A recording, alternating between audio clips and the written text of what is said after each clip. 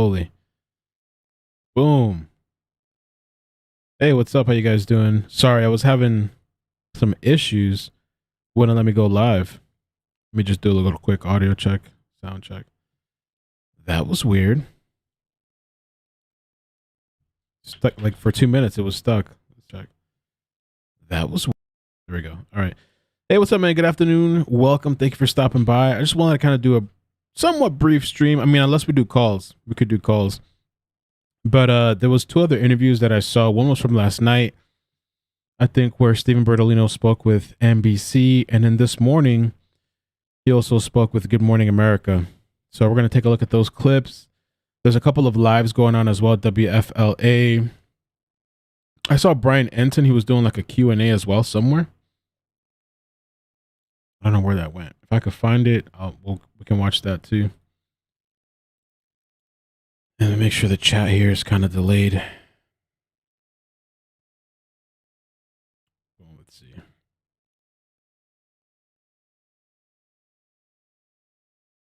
There we go. There's the chat. Everything's behind today. I don't know what's going on. Hilarious when people come click the thumbs down. Yeah. There's people that are subscribed just to hit thumbs down. I mean, I appreciate them too. They have notifications turned on and they just jump in immediately. Brian Entin on News Nation. Yeah, I saw him doing some question, like a Q&A thing, which I thought would be kind of interesting to see. I had it and then I lost it. Let's see if I can find it again. Disappeared. Maybe he got off. Oh, there it is. There it is. So the video finished, but we can still watch it. I found it.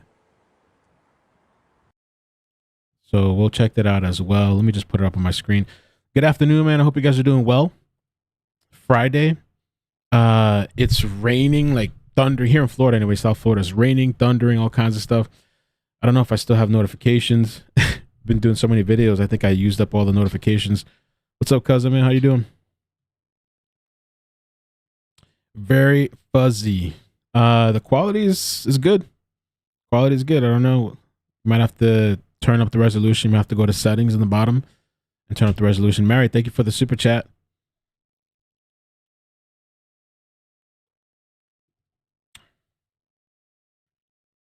I think we'll start off with the interviews first. I'm going to give it a minute or two. Very fuzzy. I can't see you, iCkEdMeL. It's all blurry. Let me take a look.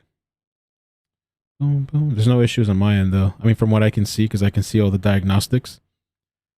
No issue on my end. You might have to actually change the resolution. Put myself up. Damn, it doesn't even show I'm live. How come it's not showing I'm live? What? Oh. Oh, there I am.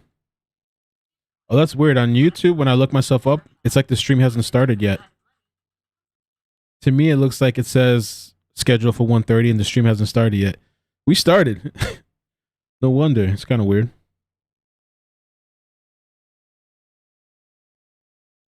Yeah, that's very weird. Okay. But yeah, no, audio and video, everything's super clear on my end. I'm looking at myself and I have all the diagnostics. Everything's clear. So you might have to change your own settings. Ms. Ems, thank you for the super chat. Amazing. Amazing.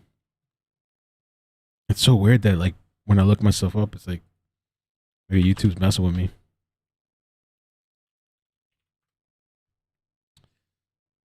Yeah, when I type my name, oh, there we go. Now it says live. Whoa. All right, so let's start out with this one. You received that grim news that we've just reported. How did you find out, and what exactly did you learn? Well, yes, good evening, Tom, and thanks for having me. The first thing is, yes, I've known the Laundrie family for over 25 years. Been friends with Chris Laundrie for a long time. I've seen both of his children grow up, Cassie and Brian. And I did learn of the unfortunate news that Brian's remains were confirmed today through Chris Laundrie. You know, Chris had called me, let me know that police had come to his house this evening to inform them that the remains were positively identified. How were Brian's parents tonight? Well, Tom, I don't know you if you're a parent or not, but I'm sure every parent out there knows that getting the news that your child is no longer, with you is sad under any circumstances. The fact that the Laundries have been subjected to these people out in front of their house for the last 4 weeks, and they continue out there today, is just making it all the more difficult. Any idea or theory how Brian may have ended his life? I don't want to speculate. I try not to do that. I would hope people would stop doing that as well, especially with respect to this case and with respect to, the cause or how Brian came to be dead. I don't know. And, we'll wait for, if possible, some type of cause of death from the experts. Steve, I want to go back to yesterday and that big discovery. I know this is not the first time. Just a heads up, to the power flickered here. So if I just cut out, everything's gone. It's just, it's the power. Brian's parents have aided in the search, but the Laundries did decide to go and help investigators yesterday, both parents. Explain to our viewers what exactly prompted that yesterday. Well, I think the prompt was that the park or the Myakkahatchee Environmental Creek Park was finally open to the public. My understanding, it was either open to the public on Tuesday or Wednesday, and Chris and Roberta decided that since it was open and available to them, they wanted to go and look for Brian by themselves. After speaking with me, I told them that I wanted to notify law enforcement so that we would have no issue. And, I did text my contact at the Northport Police Department. The response I got was thank you for the heads up. And the law enforcement did show up at 7 a.m. at the park entrance to meet Chris and Roberta. What do you say to all those people out there who say this is really a strange coincidence? Both parents go out, mother and father, and then suddenly these big clues turn up, including what we now know are the remains of Brian Laundrie.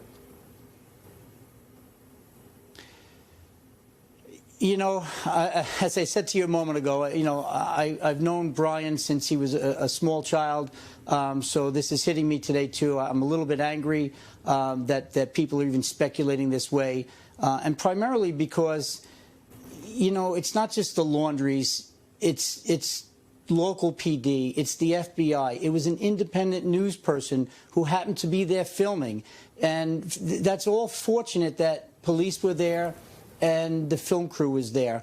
The FBI put out a statement. I forget the gentleman's name. He said, listen, we searched this area several weeks ago. It was underwater. There have been numerous people who have said this area was waist deep in water. I think every searcher who was out there will attest to that. So people with firsthand knowledge of the conditions of that park have said that this was under 2 to 3 feet of water, and yet still John Q. Public can't get it in their head that these areas were inaccessible. John Q. Public. So he's still kind of going off. I haven't watched this yet, and I haven't watched the Good Morning America. But last night we did kind of a late night stream somewhat, and he was popping off. He was popping off on News Nation. I mean, he was kind of even cursed. And the items that were located today, or I should say yesterday, perhaps couldn't be seen. So we're not just saying it. I'm not just saying it. The FBI is saying it. Everyone is saying it. And yet these platforms are still running amok with these ludicrous and I have to say, nonsensical theories of the parents planting things there. I mean, enough is enough. Steve, when does it stop? When do people... Yeah, we are here. Let him talk. What is with these people? Let him talk. I want to hear what he has to say. Somebody said he gets mad here too. He popped off last night. He's been like snapping. Today, though, because of the disappearance of Gabby Petito and ultimately her death. The Petito family has been very critical of the Laundries. I want to play you a short clip of the Petito family. I want to get your reaction on the other end. I believe they know probably, if not everything, they know most of the information. I would love to just face-to-face ask, why are you doing this? And just tell me the truth.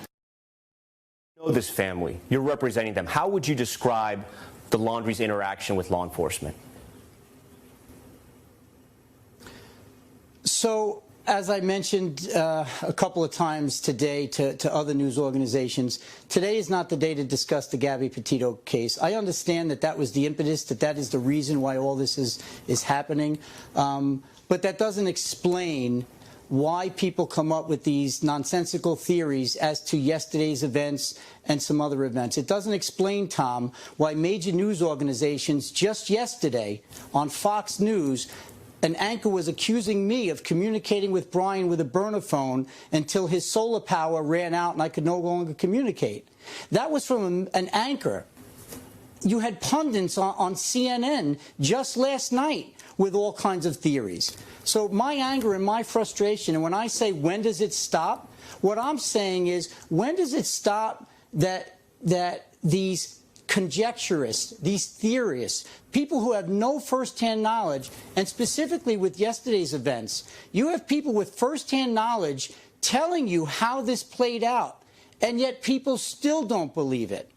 So I'm going to focus on that. I'm not going to talk about the Petito family. They suffered. No, Tom, let me finish. Yeah. They suffered a grave loss.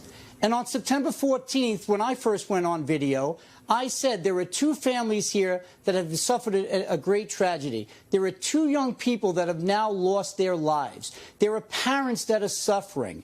Now, I understand that. Whatever happened or whatever didn't happen, whatever people know, this is tragic for two families. And anybody with a child and anybody with a sense of humanity can understand the frustration that both families feel. Steve, on that point, though, I hear you. I hear you on that. Yeah, man, I don't know what's with these newscasters. I guess they have a time limit, or they have some sort of, maybe somebody's screaming in his ear, you know, like, can't get this guy off. Move on, or something, you know? Point, though, you mentioned a date. If you could go back, do you wish you would have helped police out a little bit more early on in the investigation? Because Northport Police, to be completely fair, had to tweet at you on September 15th, days after Gabby Petito was already reported missing. Do you wish you would have maybe worked with police a little earlier in this investigation? So, Tom, I have to tell you once again, I represent the Laundrie family. I'm an attorney. Communications I have with Brian, communications I had and have with Chris and Roberta are confidential.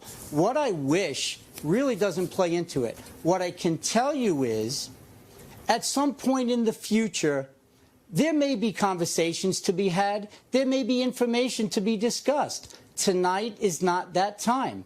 You know, this case is not over. I have yet to speak to FBI personnel. I have yet to speak to Northport Police. I have yet to speak to the Assistant U.S. Attorney, Ms. Romine, out in Wyoming. There are certain things that need to be done and I should say wrapped up before we can have further conversations of what may or may not have been done differently. Steve, do you think your clients, the Laundries, Brian's parents, will eventually be charged with crimes? I have no reason to believe that. There has been some speculation out there, and again, I understand you don't like to talk about speculation, that maybe some type of deal was cut, that they promised to cooperate with investigators to get some type of immunity. Any truth to that? I can tell you no, there's no truth to that. What I can tell you is that conversations were had several weeks ago with the FBI. Somebody said the books are probably a green screen. I saw a comment as well that somebody said, I wonder if he's going to cover, if ickEdMeL's going to cover the Laundrie family friend Facebook. If it's the Leave the Laundries Alone page, I covered that last night. Late last night, we were reading one of this really long posts. It's a Facebook page that's in support of the Laundries and telling people to leave them alone. And they've been posting for at least since, let's see, couple of days, since the 18th of October. So I don't know what to make of that. I know that that other girl, I gotta check and see if she's still around. That other girl, oh yeah, Brittany. Oh yeah, she scrubbed her Facebook. All that stuff. I mean, they were getting at her pretty hard. She scrubbed all her Facebook stuff. She's the woman that was kind of supporting. I'll slow the chat for you guys. Supporting the Laundries as well. Well, that was Roberta's friend too. I guess co-worker or something, ex-co-worker. I guess they used to work together. Robert Sheridan, thank you for the super chat. It says, do you really think you would tell your parents you just killed your fiance? I have doubts how much Brian's parents knew. Yeah, I don't know what they knew, what they didn't know. It's possible he could have lied. I mean, I would have been for sure if I was his parent or something. I'd be questioning like, what's up with where's Gabby? Like, you guys, they were living there last they were there, I guess. But yeah, maybe he didn't say crap. Maybe he just dipped out. After he came back home, maybe he was trying to live his last moments before he did what he did to himself. With respect to certain charges, when questioned and when communications were had between myself and the FBI, I think it was realized that charges were not appropriate. There was never a threat. There was never a coercion. There was never a deal cut. But we're talking about misdemeanor charges, Steve, misdemeanor or felony charges?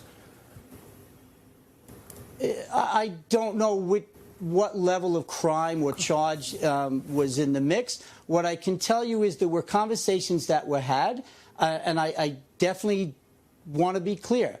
There was no threat. There was no coercion on behalf of the FBI. There was no deals. There were certainly conversations, as one would expect happens in every criminal case. You always have conversations with the prosecutors about how the bunker, the case may play out. I wonder if people are still going on about the bunker.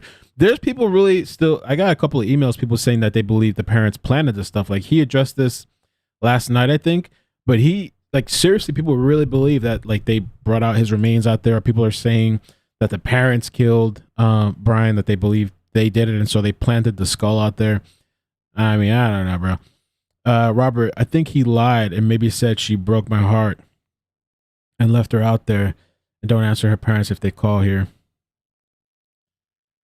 As to what may be on the table, so to speak. Yes, those conversations were had, but no deal was cut. The Laundries have been cooperating with law enforcement, both locally and federally, since day one with respect to Brian. And explain to our viewers, the Gabby Petito case. Yeah, if you can explain to our viewers, because we've heard from so many people over the last several weeks on this case, but we've never heard from the Laundries, and there's a reason for that, correct? Absolutely, and I've said several times, I said it over a month ago, the reason you haven't heard from the Laundries is because I told them not to talk to anybody. I've taken the heat on that, I've accepted the heat on that, and as I've said even last night, as you know, any attorney, any defense attorney, and anybody who went to law school will tell you the same thing. You do not talk under any circumstances. And any pundit who goes on TV and says, oh, I have a law degree and this is immoral and unethical, you know what? You are wrong. This is the job and the role of a defense attorney. You tell your client, do not talk to law enforcement. Period. End of story. Did your clients know their son, Brian Laundrie, was going to disappear when he left the house that day? No, they did not. What I can tell you is that Brian was very upset when he left, and Chris conveyed to me several times that, he wished he didn't let him go, but he couldn't stop him. So this has been a painful saga for them since September 13th. It's been a long haul, but Brian is a grown man, young man, 22 years old. He wanted to walk out the door. He was entitled to walk out the door. You know the Laundries personally. You've known them for several years. You've said that tonight here on Top Story.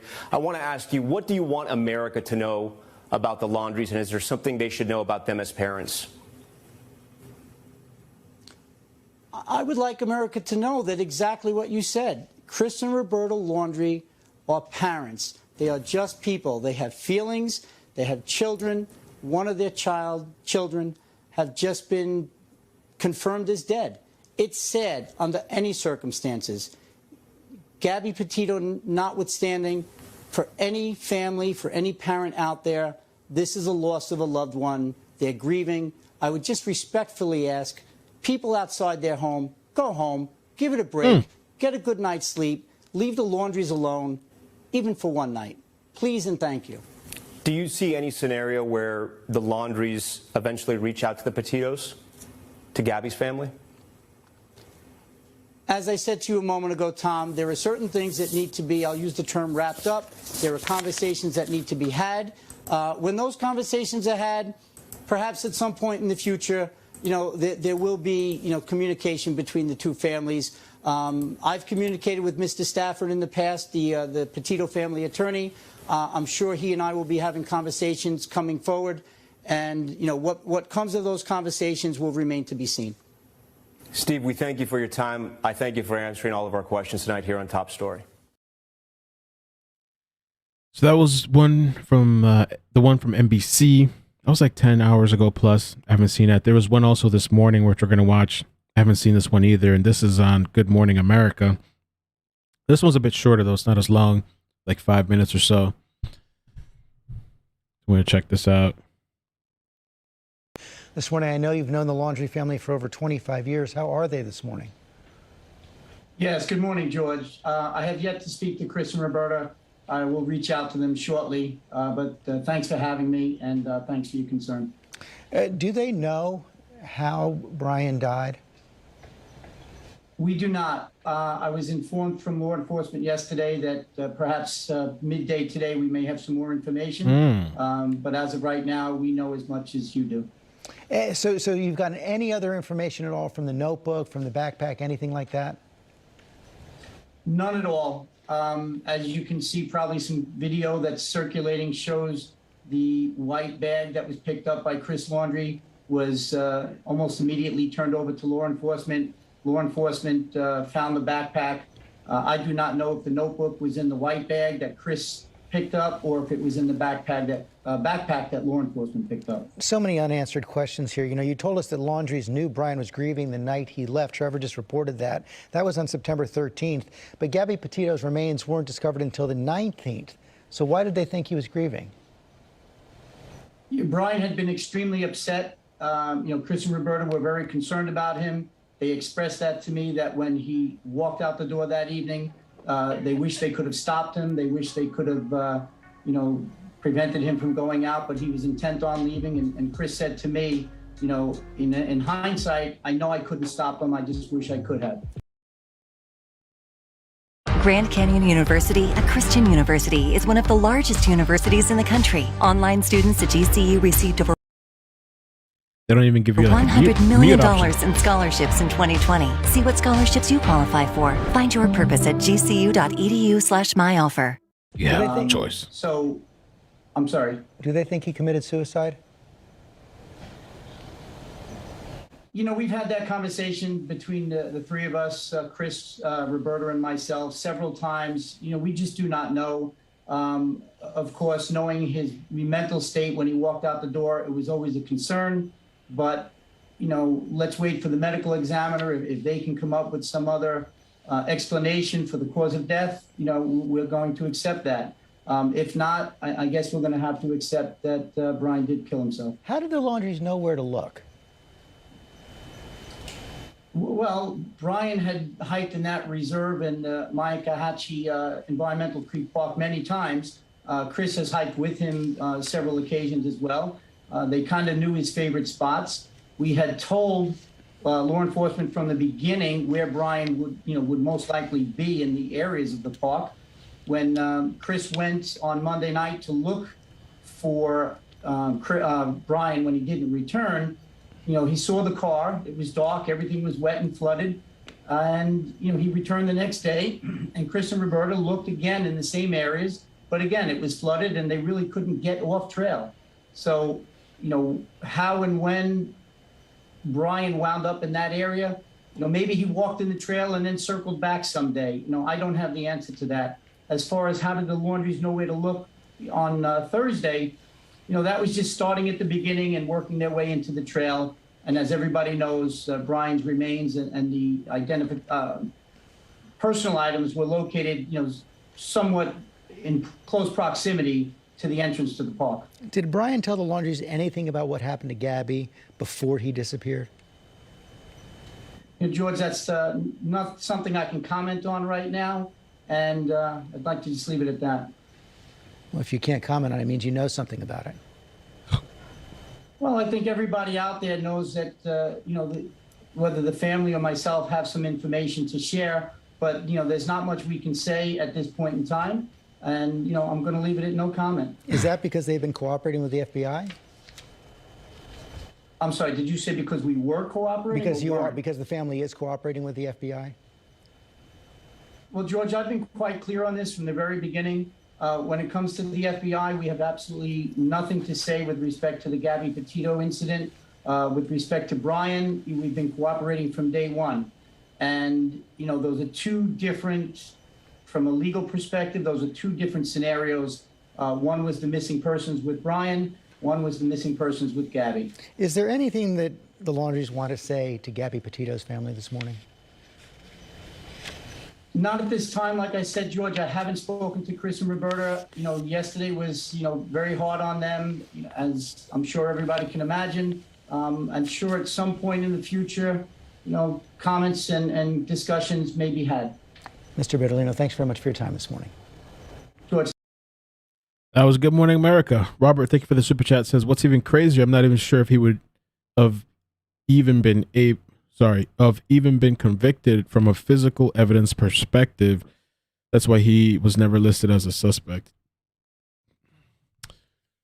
I don't know what's going to happen from here now, man. I mean, I'm curious about the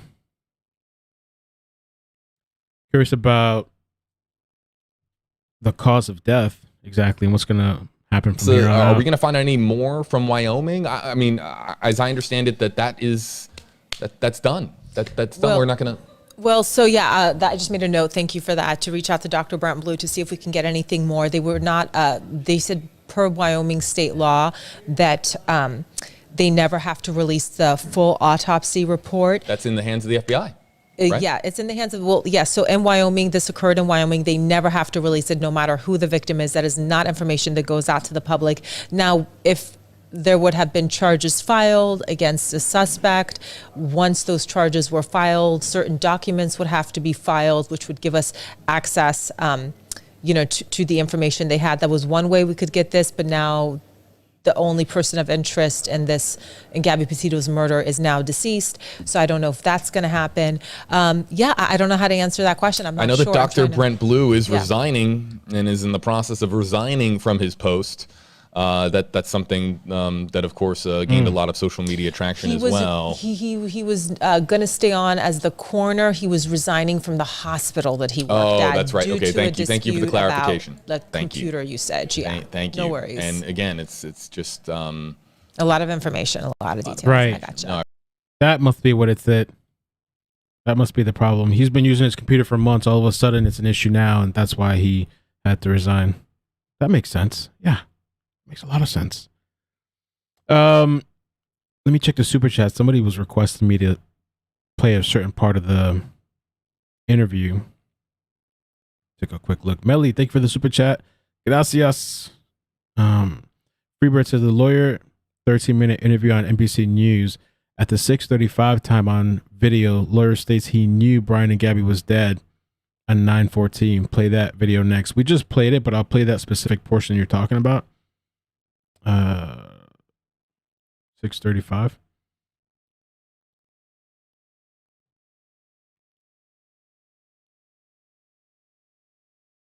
Knowledge telling you how this played out, and yet people still don't believe it. So I'm going to focus on that. I'm not going to talk about the Petito family. They suffered. No, Tom, let me finish. Yeah. They suffered a grave loss. And on September 14th, when I first went on video, I said there are two families here that have suffered a great tragedy. There are two young people that have now lost their lives. There are parents that are suffering. Now, I understand that. Whatever happened or whatever didn't happen, whatever people know, this is tragic for two families. And anybody with a child and anybody with a sense of humanity can understand the frustration that both families feel. Let me play this little clip too. I think this one was the more. Anybody who's questioning that, it's not too bright.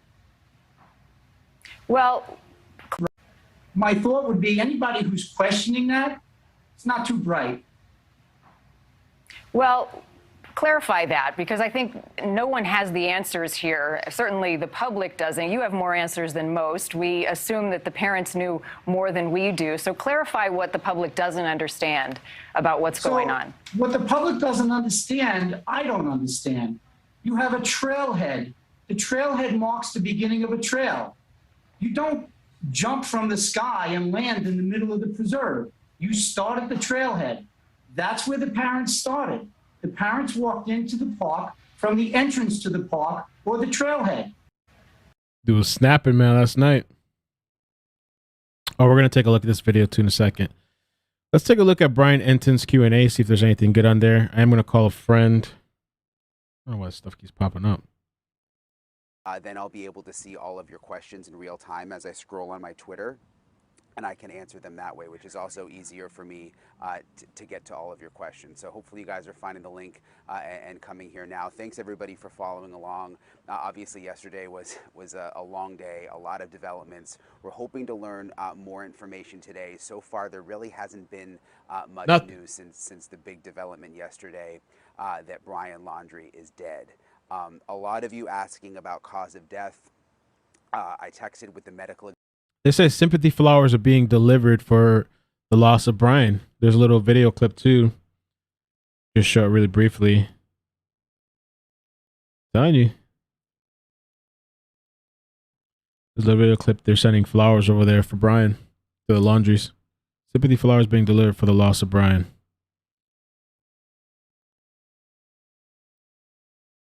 Examiner this morning, and basically he's saying that everything has to go through law enforcement right now. We were able to get a little bit of information yesterday out of the medical examiner, but now he's saying he's not able to release any more information at this point, and that we're going to have to go straight through law enforcement, so either the FBI or Northport Police. We know that the FBI is still really in charge of the investigation and overseeing it, and there still is an investigation. A lot of you have been asking me about that, sort of what happens now that Brian Laundrie is dead. Well, the investigation doesn't stop. We've confirmed that through the FBI. They still investigate, and hopefully we'll still get some kind of report at some point about what happened to Gabby Petito and more specifics. And also hopefully we'll get more information about Brian Laundrie and what happened to him. We know, I confirmed yesterday through law enforcement sources, that it was skeletal remains, essentially just bones and a partial skull. It was the dental records, which is how they ended up making the identification in the end. So the whole skeletal remains thing, I was talking to Silvio about that because I thought it was just a skull, but according to like Brian Entin, it was partial remains as well. Let me play that part again. Asking me about that, sort of what happens now that Brian Laundrie is dead. Well, the investigation doesn't stop. We've confirmed that through the FBI. They still investigate, and hopefully we'll still get some kind of report at some point about what happened to Gabby Petito and more specifics. And also hopefully we'll get more information about Brian Laundrie and what happened to him. We know, I confirmed yesterday through law enforcement sources, that it was skeletal remains, essentially just bones and a partial skull. It was the dental records, which is how they ended up making the identification in the end. But there's not a lot for them to work with in terms of flesh. And I know this stuff is kind of gross to talk about, but it just is what it is. There's not a lot for them to work with. It's basically just bones. So depending on how Brian Laundrie died, we may or we may not know a cause of death. Obviously, if it was like a gunshot to the head, that may show in the part of the skull that they have. If it was something else, we may not know. The other thing is, they're still out there today. Last night, we were out at the reserve until about 11 o'clock last night. We thought everybody left because all the mobile command units left. They closed the front gate, but they were actually, there were still some people in there, and then many came back this morning. The mobile command center went back out to the reserve this morning. So they are still investigating. We saw the medical examiner van again there late yesterday. So I assume they're still looking through that entire area for any other parts of the remains. I mean, again, this stuff it's weird to talk about, but you know, if he was out there for that long, there are scavengers and animals that may have taken parts of the remains to different areas. So they really have to look around that entire area. So let me start getting to some of your questions now. Again, you can do hashtag NewsNation on Twitter, so #NewsNation, and then I can see all of the questions as they come in. So see, there's a lot here. Okay. This is from Justice for Gabby. This is the Justice for Gabby Twitter. If he had shot himself, surely they would have found a gun near where his remains were. If he was shot or there was blunt force trauma to the skull, that would indicate he had been killed. And yes, if you guys would like the stream, I'd appreciate it. Thank you. It really helps out. Spread the stream out. And he was taken there. Yeah, for sure. They haven't told us if they found a gun around there. Yes or no, we don't know. So it's certainly possible. But yeah, they're obviously looking around the area to see if they have found a gun. This is from Britta Polana.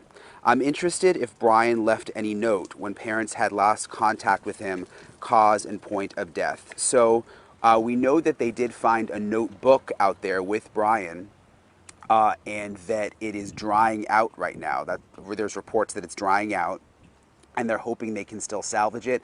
Obviously, if there is a note and there's something written in that notebook, that would really provide a lot of information. What did Brian Laundrie possibly write before he died? So that's still yet to be seen. Brian Entin, this is from Adrian. Where do you go from here? Will we still see tweets from you on about the case? So yeah, a lot of people have been asking me about that. Obviously, Luis, my cameraman, and I have been here for, I think it's like 6 weeks now. So we've sort of been like living and breathing this case nonstop. So we're not going to stop. I mean, there's still a lot of questions. I mean, we all have questions. Just because Brian Laundrie's dead doesn't mean that this is over. We still don't know. We still have so many questions about the Laundrie parents and how that all went down 2 days ago when they showed up at 7 a.m. and found the personal items within just an hour. Are they under investigation? We don't know the answer to that. And be careful, Bertolino will come for you. Be careful, man. I'm gonna bring on Aaron after I play this. I think. Let me see, what else do I have for you guys? I don't want to lose my tab. I might have one or two more things, but I want to show you another video that Aaron made. Aaron did a great video yesterday. I put it in the community tab. And so I think we're going to play his video, and I'll bring him in as well, maybe after I play his video, so he can maybe add to it or just talk about his findings, and maybe you guys can ask questions. He did a really good job with Google Maps. Still have so many questions about Gabby's death. I mean, her family obviously deserves more information, and we know there is an investigation ongoing. So bottom line, sorry to go on a tangent there, but we're not done. We're still going to be following this very closely. I'm not sure we'll have to be in Northport all the time like we have been, because obviously we were here. We didn't know if Brian Laundrie was dead or alive. We didn't know if he was going to pop up. We didn't know what was going to happen with the parents. So I'm not sure we'll have to stay here the same way that we have been. We're sort of trying to figure that out now, like kind of what our next move is. But we'll definitely be following the case very, very closely. I'll be tweeting out any updates. And we've also started this new series on News Nation called Missing in America that we're all really passionate about, because covering this story, we learned about all of these other missing persons cases from all over the country, and there are so many of them that aren't getting the coverage, that are urgent. I mean, the people could still be alive, and people need to be looking for them. So we're all super passionate about this new series, especially coming out of this Gabby Petito coverage, because I think we can really help other people. So we're going to be focusing on that also. So sorry for the long answer there, but basically we're not giving up on this story. We're going to keep giving you all the updates. Let's see.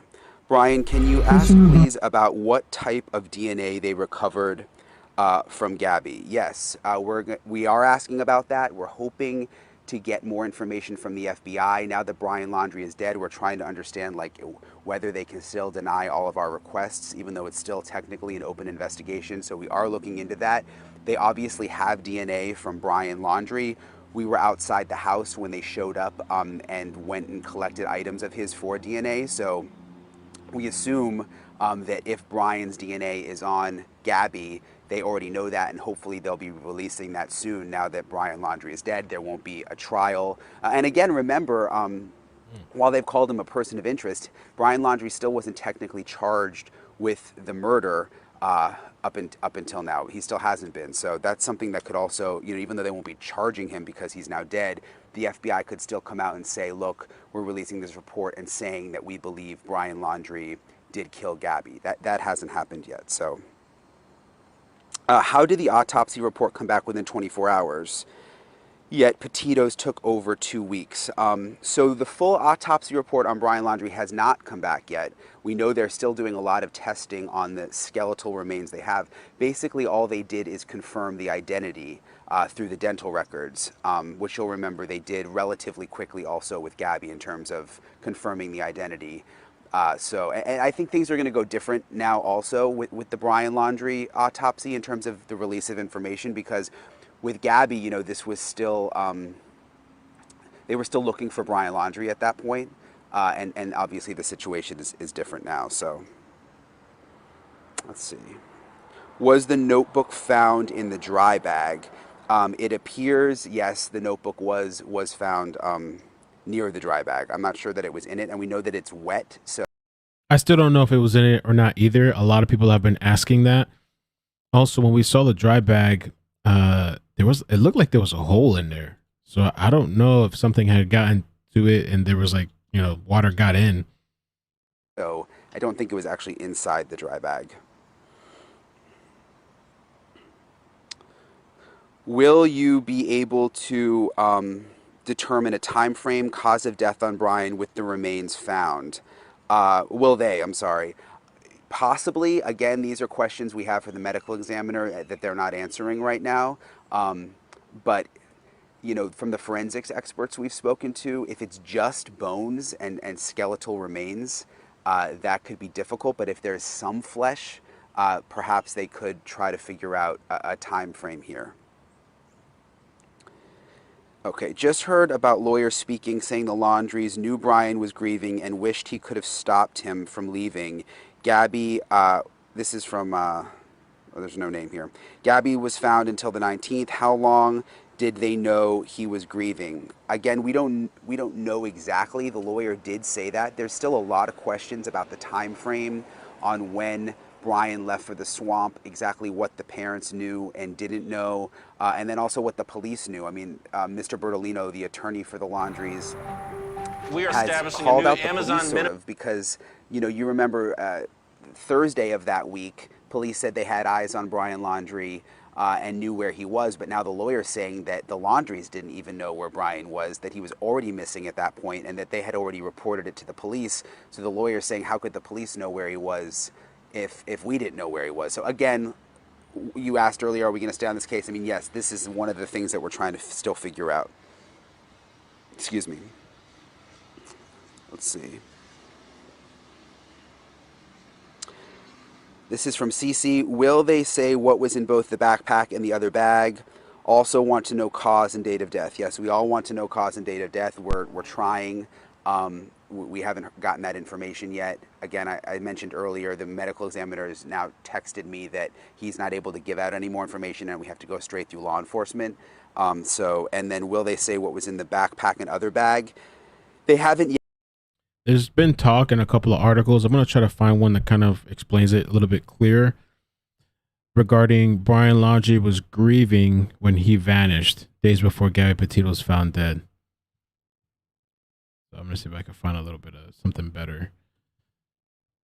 Yet, hopefully they'll tell us. The other thing with a case like this is eventually they're going to have to release all the police reports and records. So even the stuff that we're not able to find out now, eventually we should be able to get it all, but it may take some time. So let's see.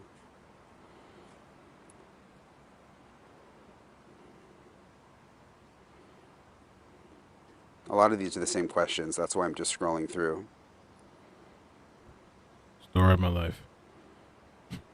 If they were concerned about, this is, I think, directed towards the Laundrie parents. This is from someone named CA. If they were concerned about his well-being when he left for the hike, why did they not try to follow him or seek help from others? Also, is there proof he drove himself to the reserve? Again, I wish we had the answer to that. According to Mr. Bertolino, Brian Laundrie sort of left quickly and was upset and that he drove there himself. That's according to Mr. Bertolino. We haven't seen any video or anything like that to see for our own eyes that he did in fact drive there himself.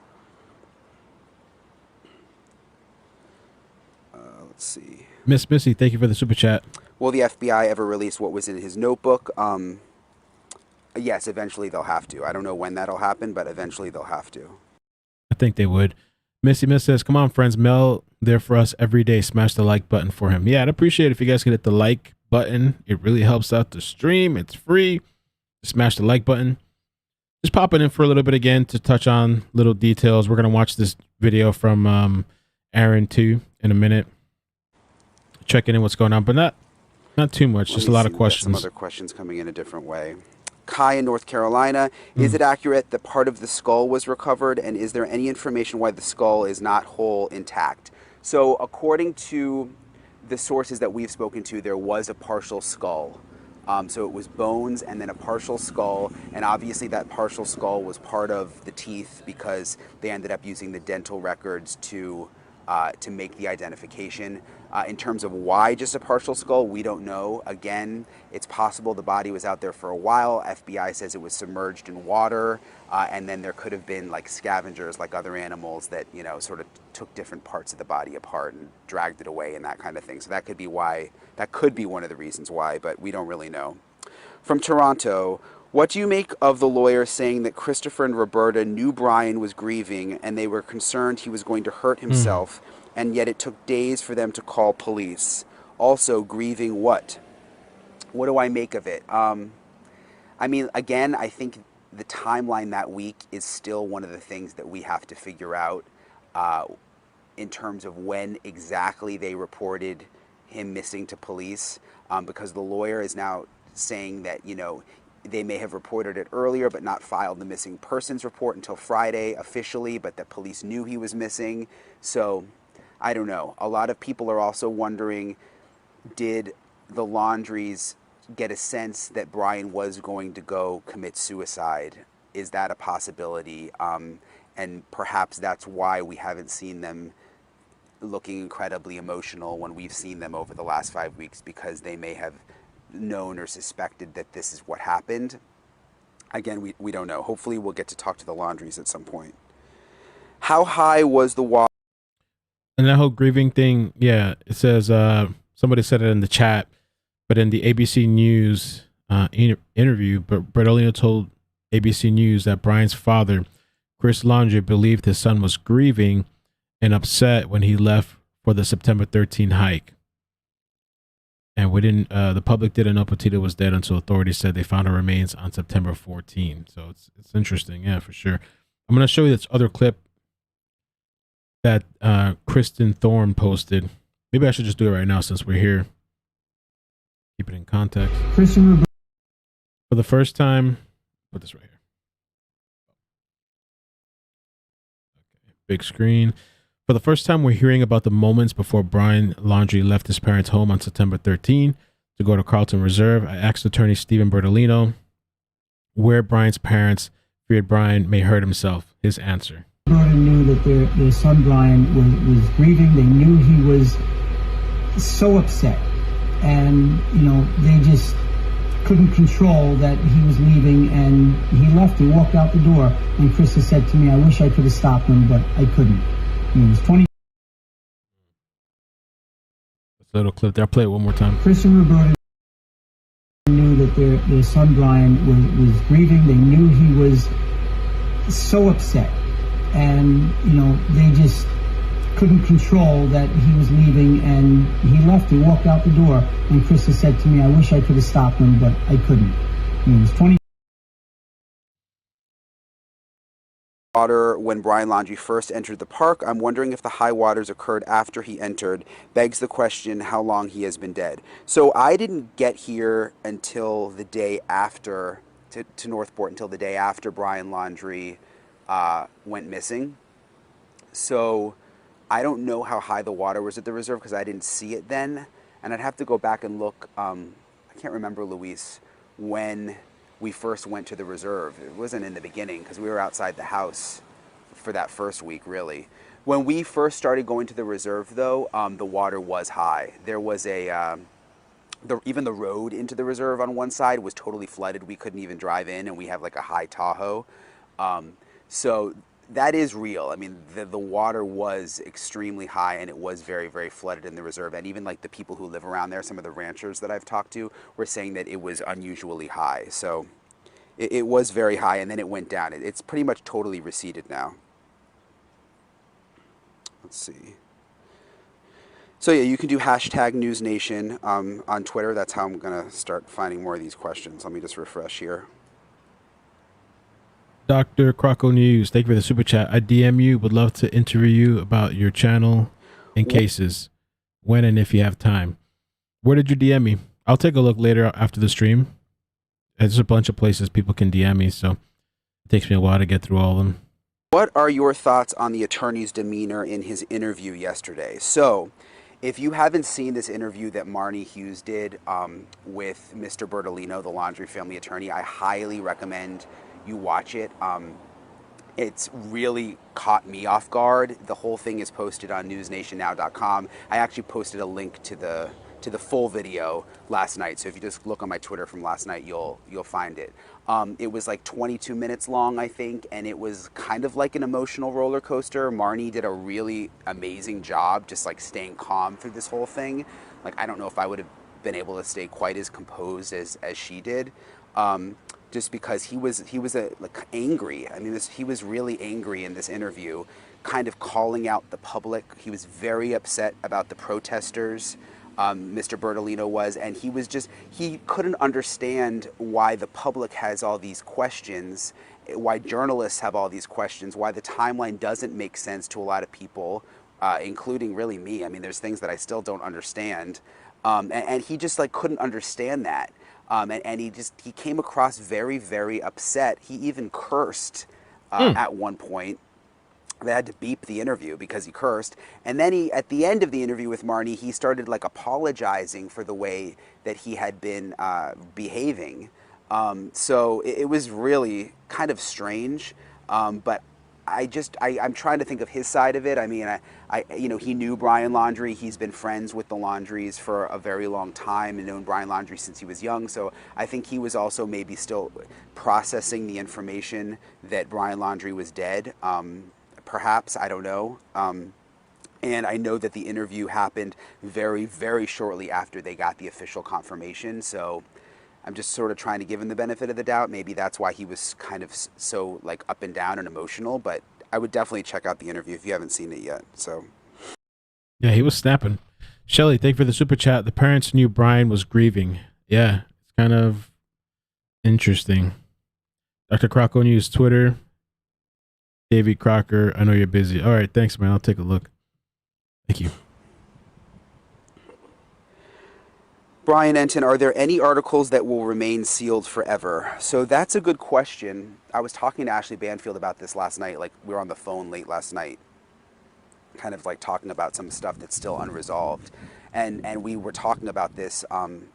If they come out and say that they have figured out that it is for sure Brian Laundrie and they release all this information that they were holding back, perhaps like DNA on Gabby's body that connected to Brian and under the fingernails, whatever evidence they have that they haven't told us, if they say for sure we know Brian Laundrie killed Gabby, I would assume they're going to release everything because they've basically solved the case.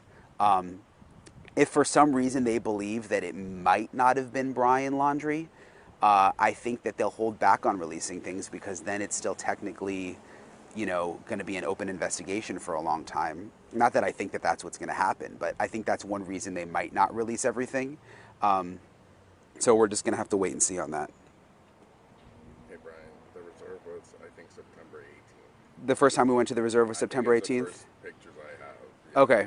So back to the other question about when we first started going to the reserve, Luis thinks it was September 18th. Which was right after they took the car, the FBI first came in. Which was after they took the Mustang. Yeah. Is that what you mean? I think so. Okay.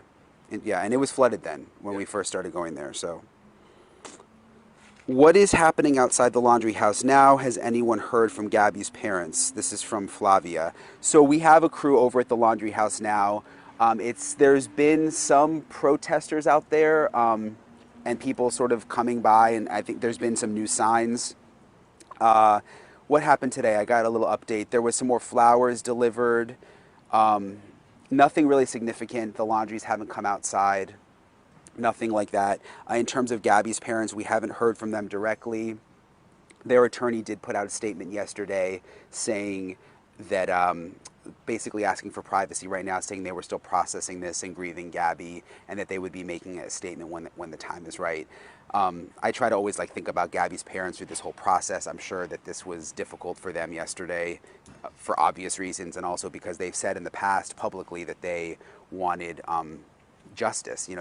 They said they wanted to see Brian Laundrie in a jail cell, and we now know that's not going to happen. So let me keep going.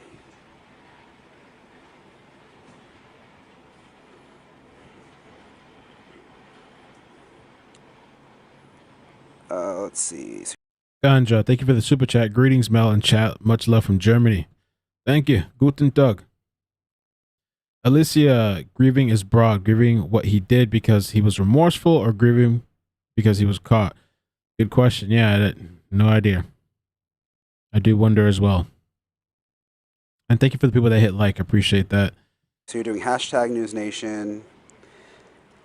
This is Delaney. Is there drone footage of the spot the remains were found at days leading up? Is there drone footage of the spot the remains were found at days leading up to the discovery of the possible skull, of the partial skull? I would assume there's drone footage, because when we were out there for several weeks, they had drones out every day, and they even had almost like a miniature unmanned plane that was surveying and taking video. So I think they probably have video of most of the reserve at this point. But again, if what the FBI is saying correct, and that area was underwater, perhaps they wouldn't have been able to even see much if the skull and the remains were underwater. So do we know, this is a good question. We've been trying to figure this out. Do we know if Brian or his parents owned a gun? We don't have, and that's from Hallie Ruth. We don't have, we don't know. That's the bottom line. We've been trying to figure that out for a long time, for weeks and weeks and weeks. And again, this is kind of one of those things that we've been told, well, it's an open investigation, but we're hoping now, with Brian Laundrie dead, we can maybe get an answer to that question. Let's see. Christian, if only partial remains in the form of bones were found, is it even possible to determine a cause of death? We kind of talked about this earlier.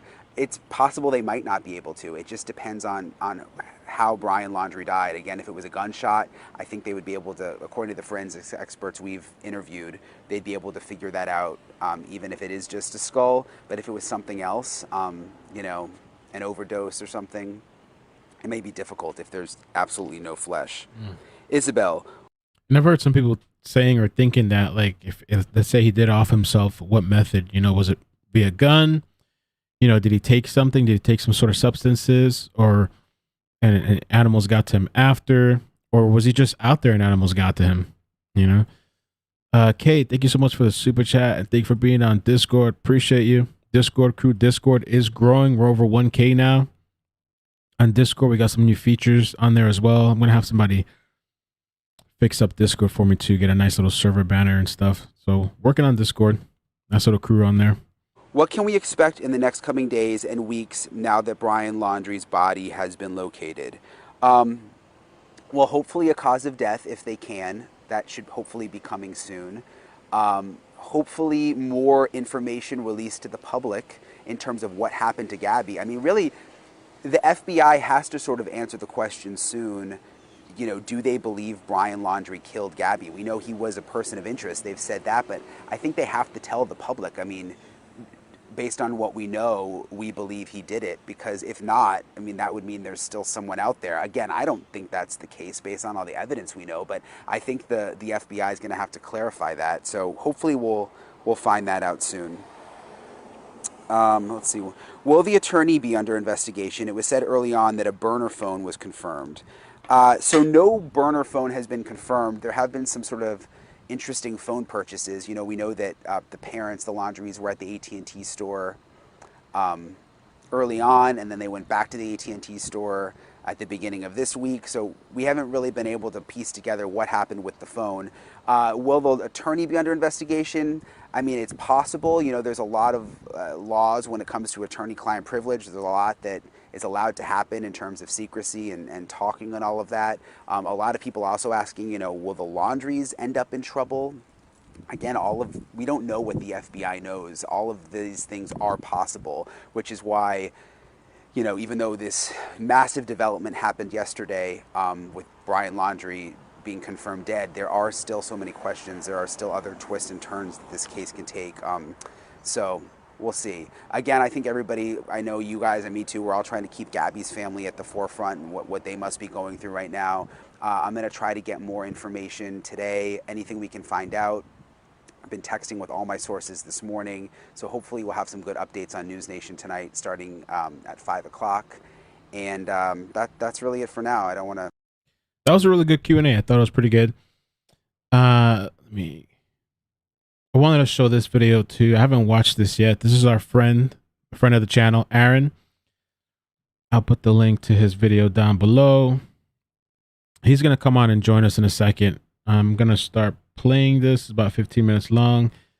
He said it's good to play, and then I'm going to send him a link to bring him on.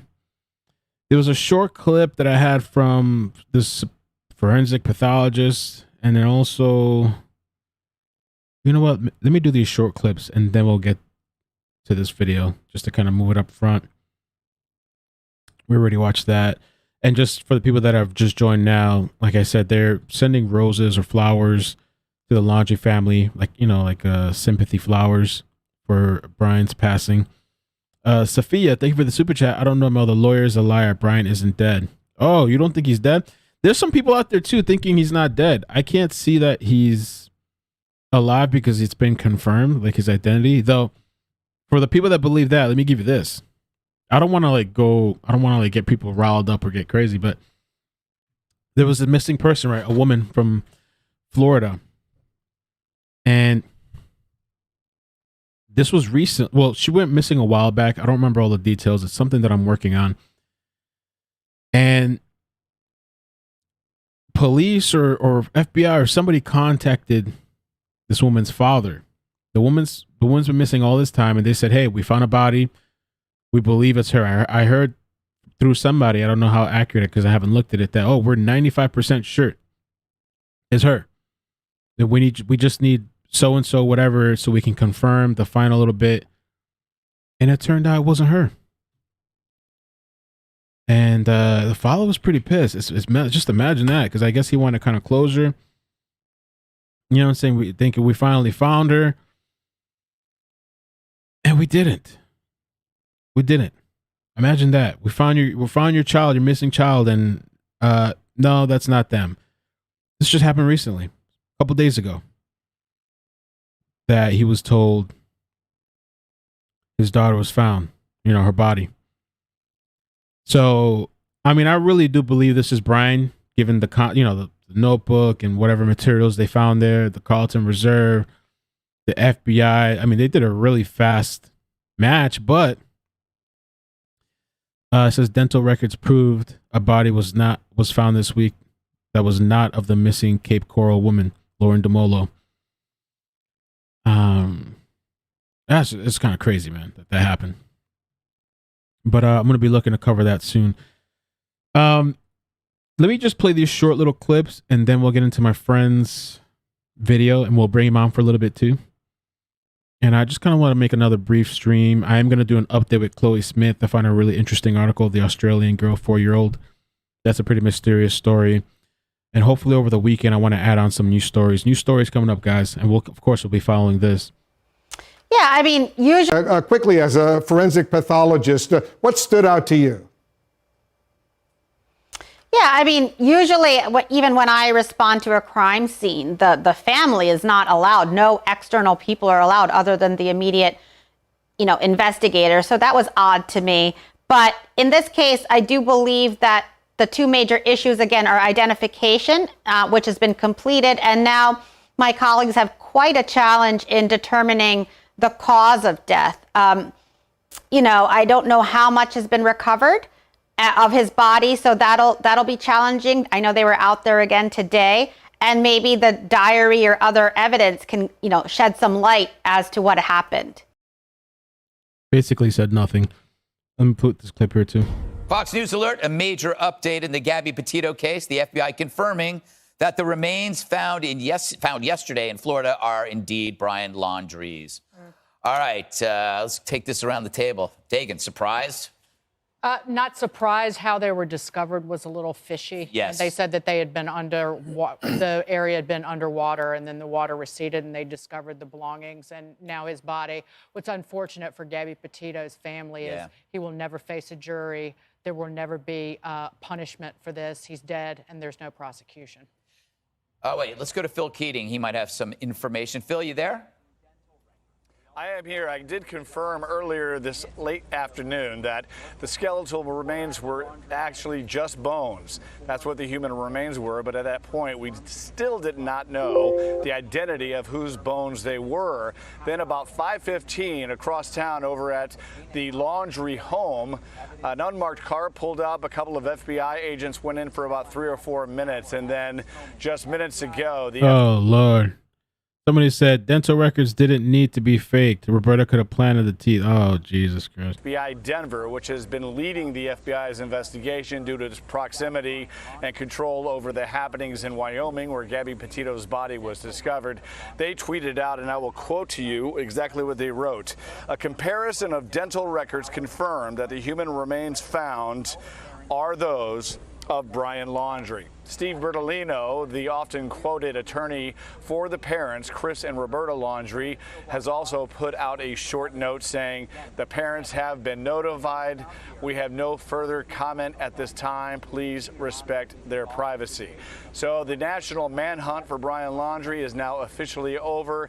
It was, in fact, his human remains found here yesterday inside the nature park where he had been told. All right, so let's play our friend's video here. Let's check it out. Did a really good job yesterday. From yesterday's video, which...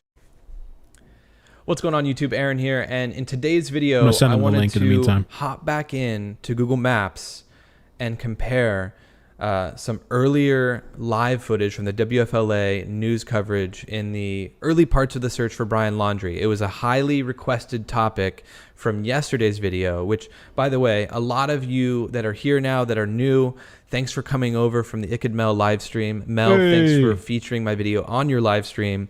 I had many requests to do this, so I figured I'd hop in. Okay, so skip past 205. Okay. I'm going to send you the link now, Aaron, if you're watching, just so you can be ready. We'll skip a little forward. Have been confirmed to have been found. At the time I recorded this video, it was just the items that had been found and potential human remains. So I'm going to briefly go over this. If you go to yesterday's video, go to the 2-minute mark and start the video there, you'll get the full recap. But I'm kind of circling with my mouse right now where the tented off or roped off section with the tent is in the Carlton Reserve. And I'm going to skip ahead, and you can see this is the section of trees right here. That's the same section of trees right there. And then if we even scrub over a little bit further, I mean, you can see the road, the curved road here is the same curved road there. I had a comment in my video yesterday asking about the bridge. So as you can see, there's a bridge right up here. I'm not seeing that bridge up here. It looks like maybe a little plot of grass, like a grassy bridge of some sort or something that would have been like right there.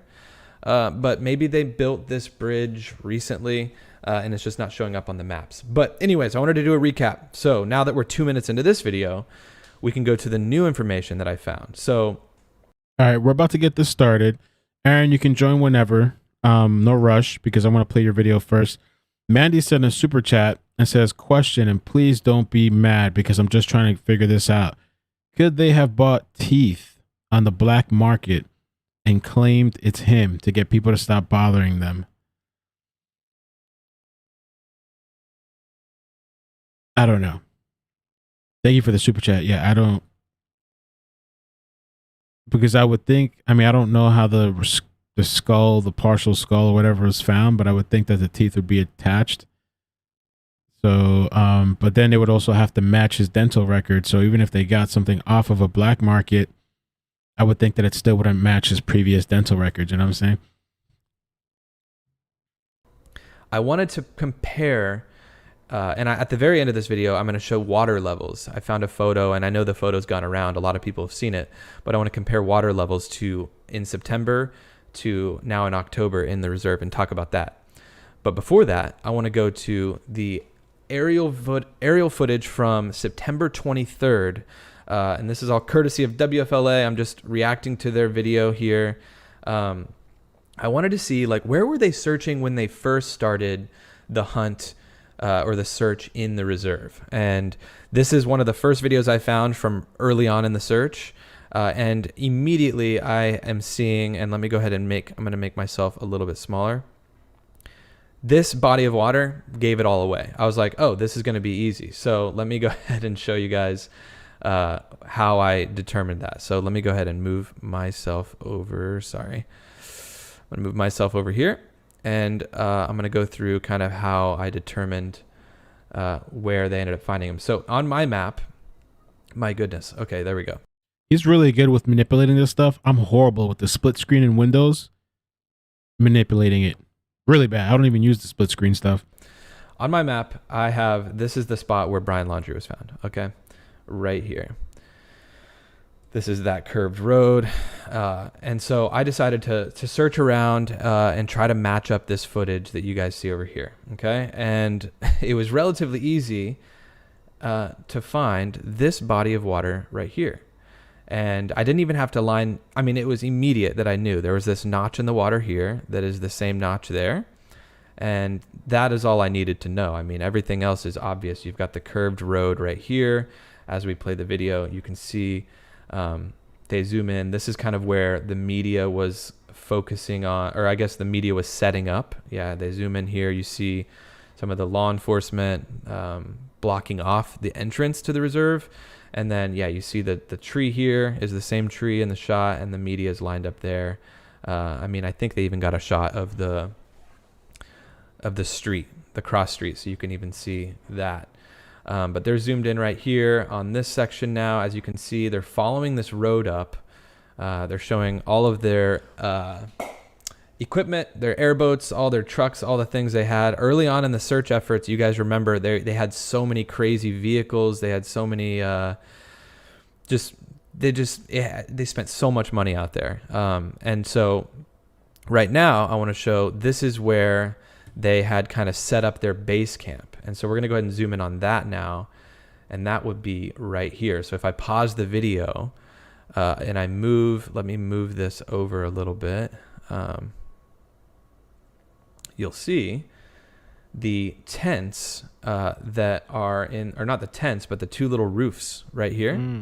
It matches up. So it was very obvious to see that this was exactly where they were starting to focus their efforts in the early stages of the search. So what I found to be interesting is matching this up with what I already knew about where they found Brian Laundrie. It's very interesting. So they were obviously much further west in their initial search. So there's that lake right there on the screen. This is that section that I just showed you where they were kind of all parking their vehicles and setting up a base camp. If we move over, way over here is where they ended up finding Brian. Way over here, like I just said, this section. This is this curved road. This is where the media was setting up in the later part of the search when they ended up actually finding the remains. You guys will remember those shots of the media right there. So I thought, you know what? How far were they from where they ended up actually finding him? So let's go ahead and do the same thing where we measure the distance. We zoom out. We go way over here in the reserve. And once again, here's the lake. Here's kind of where they were setting up their base camp. And let's just go ahead and see. And it's exactly 8.75 miles from where they found Brian. I don't know if they knew that if say the Mustang was parked here, right? When he came out, I don't know if he parked the Mustang in this area. I have yet to find a photo of the Mustang at the Carlton Reserve. Because if they had evidence that he had parked here at one point, then our story gets a little crazier because that means he ended up 8.5 miles away. If they just happened to start at this point of the reserve, then it was just purely happenstance that they honed in on it eventually. But it also makes me wonder, how did they hone in on that? Because if you look, the reserve is quite large. They could have gone all the way up here and searched. They could have, like, what led them to go directly east, which is my next interesting point. If we zoom out and look at the line that I just measured, guys, I got to go full face cam for this. That is a direct lateral line, like the same line of latitude. I mean, if we even look, it mirrors the road. It is parallel with the road almost perfectly. It's almost a straight line east to west. If we zoom out even more in the state of Florida, I mean, look at this. It's almost like they pinged a location initially that was hitting them with a line of latitude that they could at least be on. Or obviously this section of the land was, or this, parking lot was obviously just a good area to set up camp. It just seems super odd to me that it was so directly on the same plane that they ended up finding him. And I know I don't think they had a cell phone or anything, but if there was any sort of a ping that they got from a cell phone early on, maybe they were just getting that one kind of bit of latitude in the ping. But I mean, look at this, guys. This is just, it's wild how straight of a line this is. So it's funny to me, or not funny to me. It's just, it's intriguing to know that they ended up way over here. So obviously early on, the lawyer stated that the Laundries did end up giving information of where he likes to frequent in the reserve. So maybe they did tell them, he likes to come in off of Reisterstown Road or whatever, and go in at that entrance to the park. And then maybe that's what led them over here. But either way, for them to be in this section, and then to hone in directly on this, they had to have had some sort of information that led them there, because like I said, look at how much, I mean, why wouldn't they, did they search way up here and just know, like, okay, yeah, we haven't seen them? Like, it's very odd to me that they really honed in on this section. So maybe when Christopher Laundrie came out and tried to show them where he would like to frequent or hike frequently, this is where he led them. I don't know. Either way, they were led to this area, which is a very specific area. That's a pretty wild thing. So I wanted to cover two more quick things here. I know we're already at like 10 minutes, but to confirm once again, this is that location. This is that lake from a different angle. Okay. And, if we go back into the map, and we turn this, we're going to see that this is the exact angle that they're looking at in the footage. Okay, so let me go ahead and go in here. So yeah, so you can see that's the lake at the same angle. You can see the road coming down. This little triangle area is clearly dried out in this particular image, but you can see kind of the two lakes, and then this big circle right here is of course the big circle that you can kind of see there, right there. And then, like I said, that's where they were set up on camp. So it's wild that they were just so far, like, look at how straight this line is to where they ended up finding him. But like I said, go check out my video from yesterday. You guys can see in great detail what the exact location. But I wanted to touch on this. People were talking about the water levels. The water levels, yep. And Aaron's coming in a second. We're almost done here, and I'm going to have him join in. And this is from an early part of the search as well. I wanted to see, like, what were they kind of seeing? And this, just to kind of explain to people, I'm not even super familiar with this terrain, but I know enough to know that it's marshy, it's swampy. And even if you can see land, like, for instance, you can see green here, but that doesn't necessarily mean that there's no water. I mean, it could still be knee-high water just underneath all of this swampy stuff, right? So just because they say waist-high water doesn't mean you need to be seeing a glassy lake that has no vegetation coming through. This is very, very swampy water.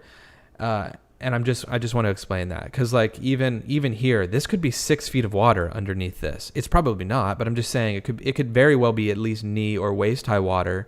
But you've got plants kind of coming up through the water that make it look like, oh, there can't be a foot of water there.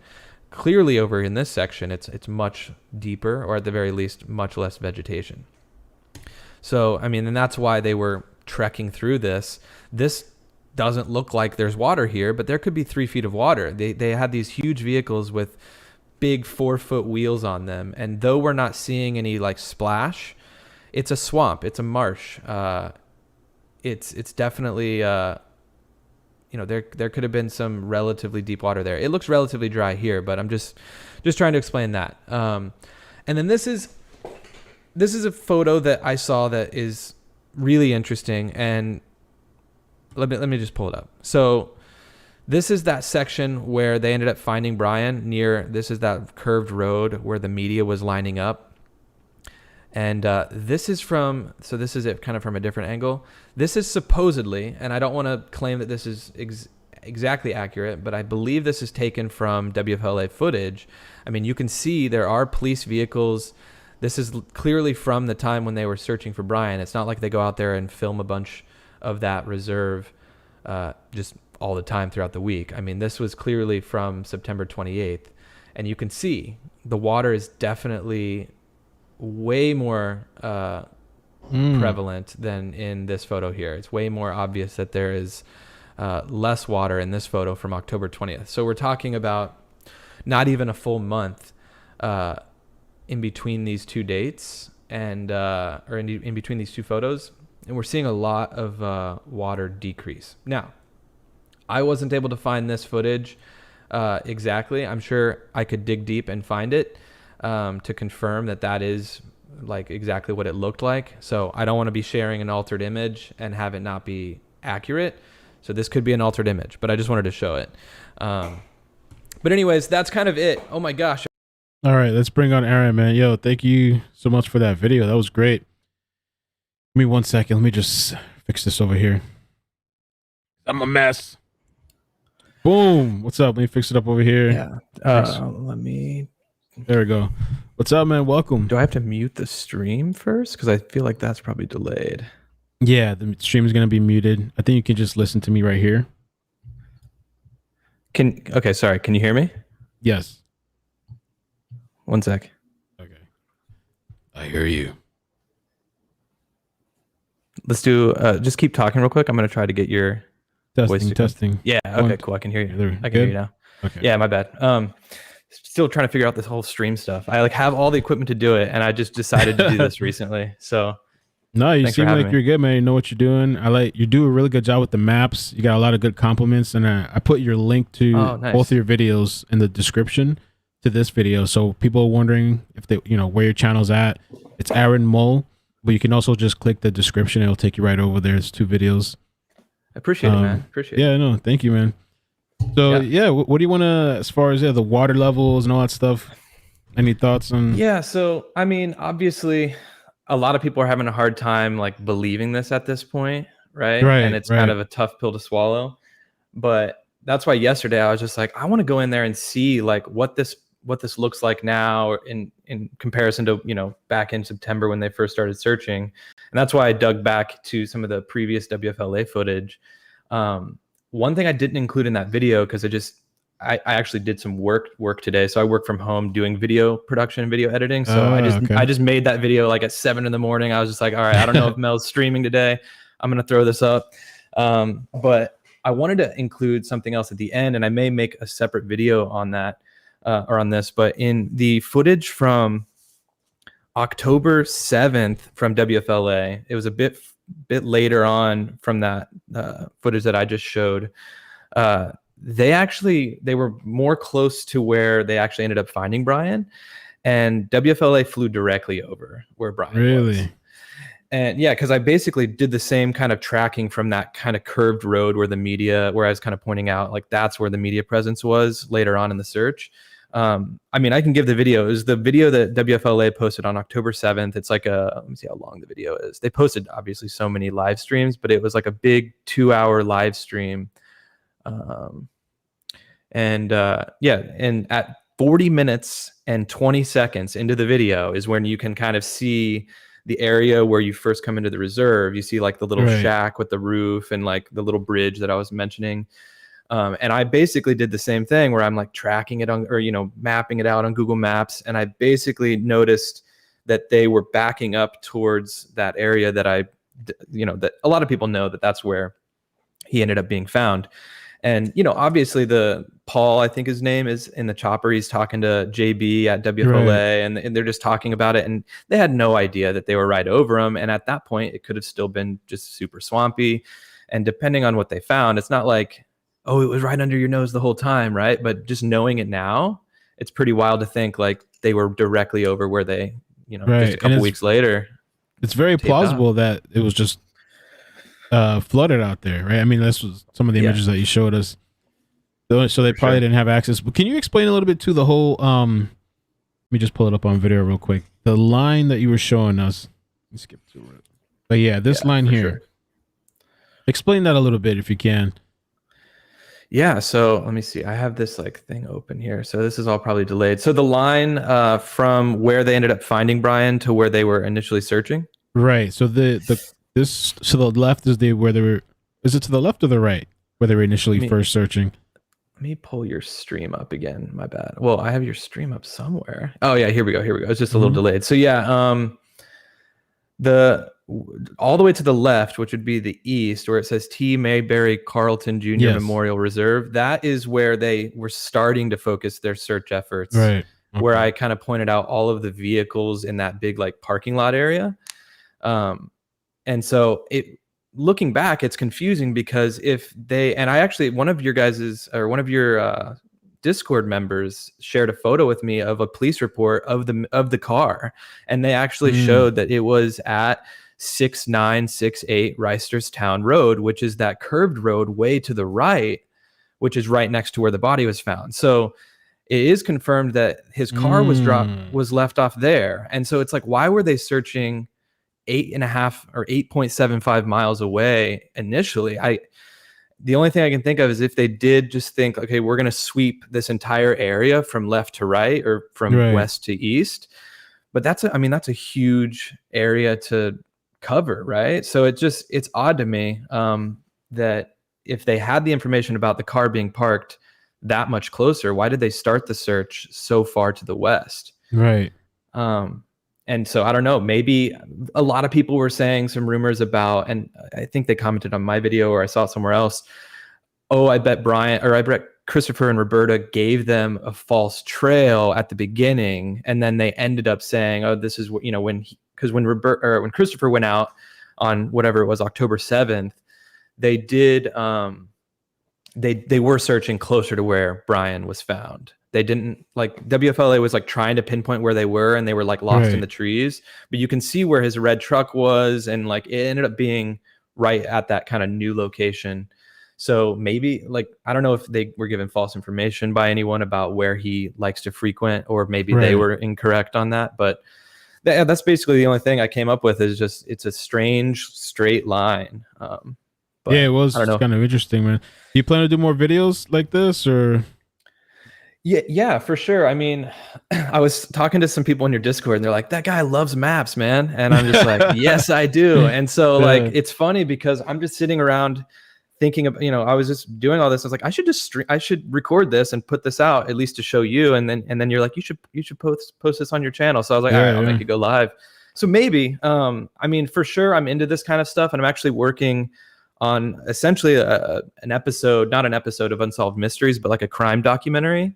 So I'll reach out to you. I mean, it's going to be months and months down the road, but it's about a double homicide that was never solved in my hometown, and that's pretty much all I'll say about that. But so I kind of work on stuff outside of YouTube, but for sure, this case has kind of sparked a lot of interest in just kind of popping on and making little things like this, just because it's kind of in my realm of what I do anyways. And so, yeah, I'll for sure probably try to do more of this kind of stuff, especially with other cases. Some people were commenting, and I was like, yeah, let me know any info about it, and I'll pop in and see if I can find anything useful or informative. But for sure. Awesome, man. Thank you. Well, yeah, I'll put your links so people can. Oh, there you go. Sean is putting it in there for you in the chat too. Thank you guys. Oh. And who knows, man? Right Maybe on. we'll link up again in the future. I'm definitely gonna shoot you a text. I know you sent me your number so we can kind of stay in contact. Yeah. I'm in Miami, so Miami, I'm just we're right close, here. man. Right here in Broward. So. It's raining today. Is it raining up where you're at? Yeah. It's been raining, thundering. The lights flashed a couple times over here, but we're still here. So yeah, it hasn't rained much lately, so it's like it just goes to show that rainy season's on its way out, and that's why the water's receding on that side of Florida too, right? They're receiving a lot less rain, so I don't know, man. But yeah, we'll have to link up for sure, and at the very least, I'll be tuning in on your future stuff, and if I ever have anything interesting, I'll shoot it your way. So awesome, thank you, man. Appreciate you. Cool, Mel. All right, yeah, take thanks, care. guys. All right, yeah, later. Bye. I might have to get him for some tech stuff too in the future. I don't know, because he's pretty good. I think he does video editing and some other stuff. I wanted to show you guys, I think, one more thing, and then maybe we'll give Silvio a call if he has any thoughts, and we can end off. But definitely check out his channel. Again, the link, Sean put the link in the chat, and the link is in the description. He does a really good job. I might have to try to learn some things from him.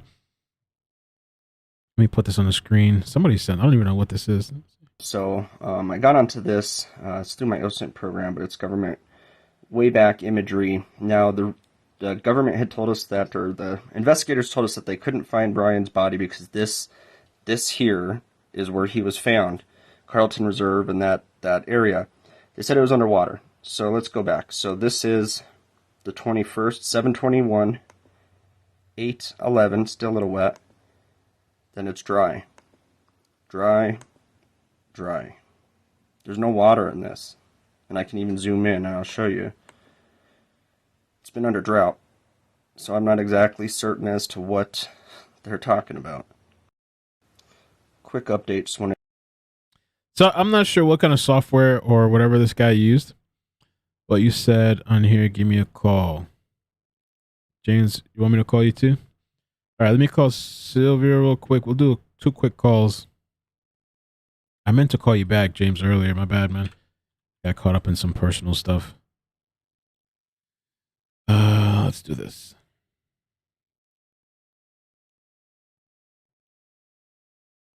I don't even know if this is the right number. Let's see. Please leave your message for.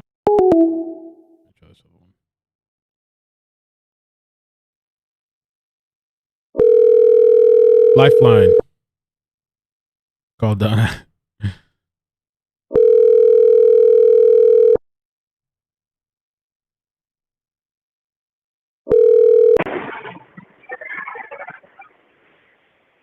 Hello? Hey, what's up, man? You're live. Yo, what's up? Did you already start working? Can you talk for a second? Nah, I'm going at 4. Oh, okay. What's good, man?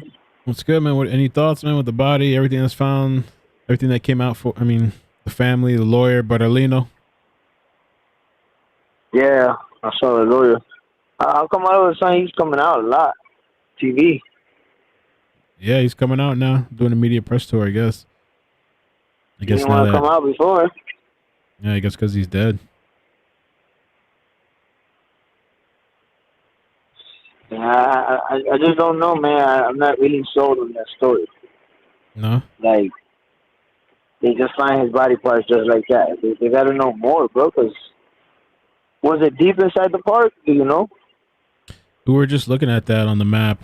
I mean, it wasn't that far from where his car was, I believe. I mean, they found it pretty fast when the parents went the second time.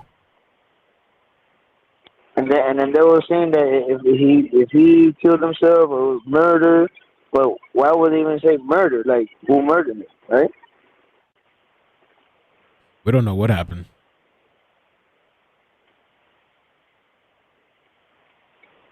But it is like you said, as far as partial skull, I think, and like partial remains out there, some sort of remains. I don't know how much or how little, but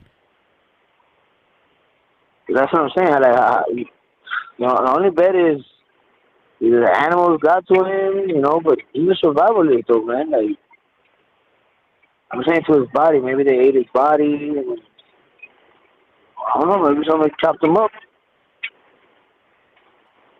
You know, it's crazy people in the Everglades, man. yeah. Of pressure people out there, man. Yeah, I don't know. All right, bro. Well, I was just calling to check in. I'm gonna call this private investigator too. I think he wanted me to call him before we head out of here. All right, boss. You have a good day, man. All right, you too, bro.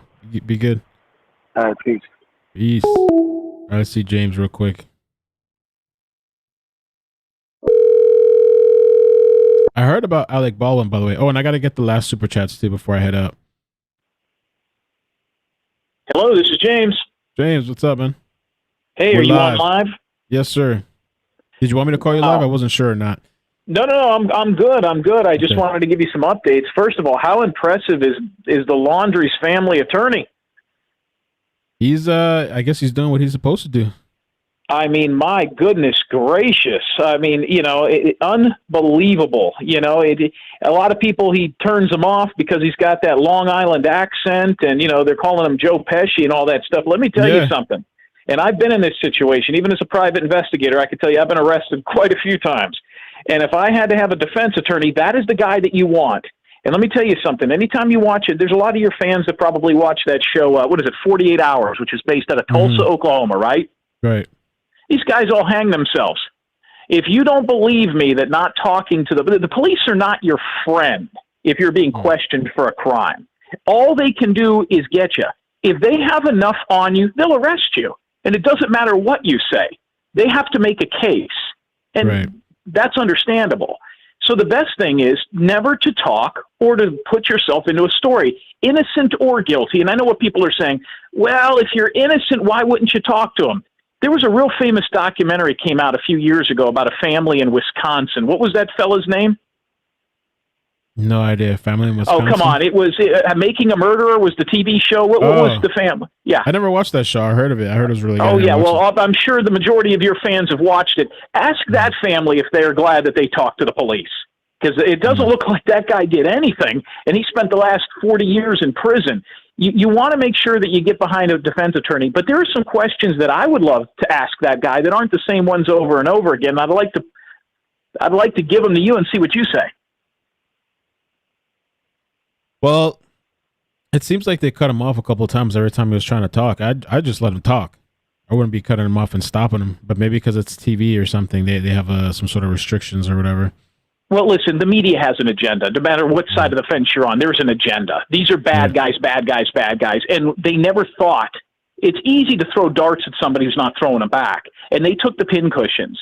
And I believe that listen, that family knew. They knew that he screwed up, that he did something.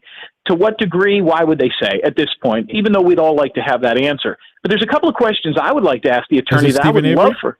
I'm sorry? Stephen Avery, somebody said, is that what it is? Stephen Avery, yeah. Ask Stephen Avery's family if they're glad he talked to the cops right out of the box, or his nephew, if they're glad he talked to the cops right out of the box.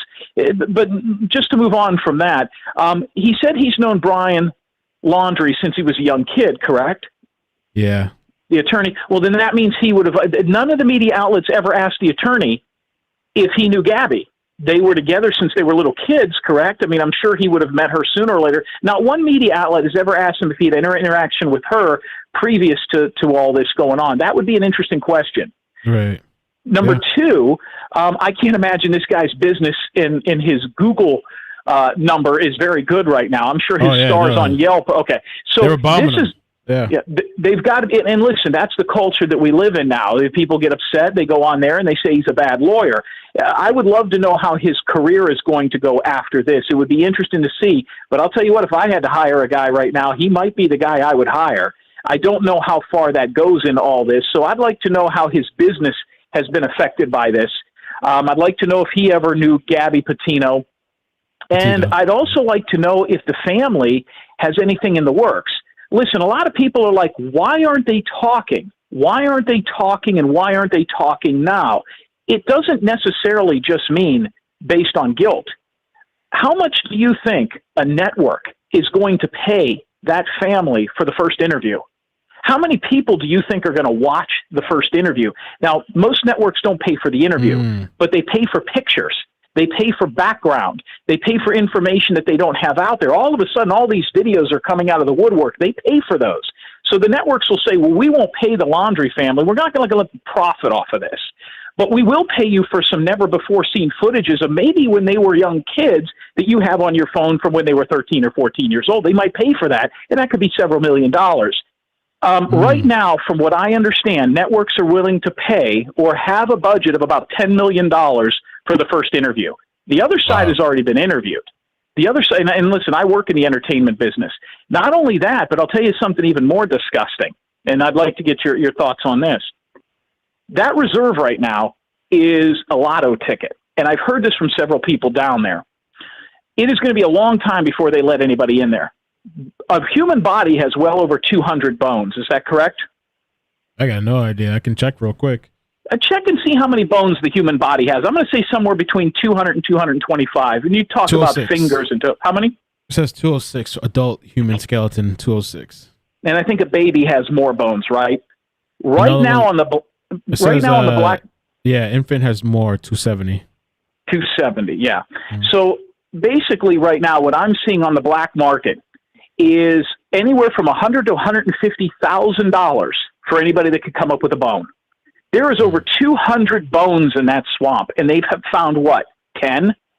There is a hell of a lot of people wanting to know where those bones are. And, so that area is going to probably be shut down for quite some time. I don't see them ever letting anybody back in there for any semblance of any reason other than law enforcement or FBI. But absolutely incredible that this has gone on to the degree that it has. But that attorney, whether you like him or you dislike him, is extremely effective for that family. And listen, he probably needs to be paid. So he will make the Laundrie family do interviews, if for nothing more, to work off his retainer and his fee. He wasn't doing this pro bono. This is a $100,000 to $150,000 case at this point for him right now, and the Laundries could come into some money that will be taken by him, and he will be in the interviews with them. You can see it coming from a mile away. Really interesting, man. Great perspective. Yeah. It's how the cycle works. Real quick, one of your listeners took me up on my offer on your show, and we found an infant. We found a baby. Tell me about that. Yeah, we were trying to talk about that earlier, but yeah, tell me about that, man. So bottom line is this. I've been a private investigator for 6 years. I come on your show. I think the world of you and what you do and of the people that are on your program. And my number is always available to this show. I've had dozens of people call me. I've helped quite a few of them out, the ones I could get to. And a young lady that listens to your show out of Southern California called me and said that her adopted brother conceived a child with a woman up in Washington State, probably about 2.5 years ago. He went home to Texas, I'm paraphrasing, to get some supplies and to come back and be with this girlfriend of his. They were dating. They were together. They had the sonogram pictures. The baby was 9 weeks along, Icky. 9 weeks. He had a sonogram. It was, I believe it's a girl. He goes back home to Texas, spends a couple of weeks down there telling his family, explaining what's going on before he goes back up to another ultrasound. And when he gets back, she's gone.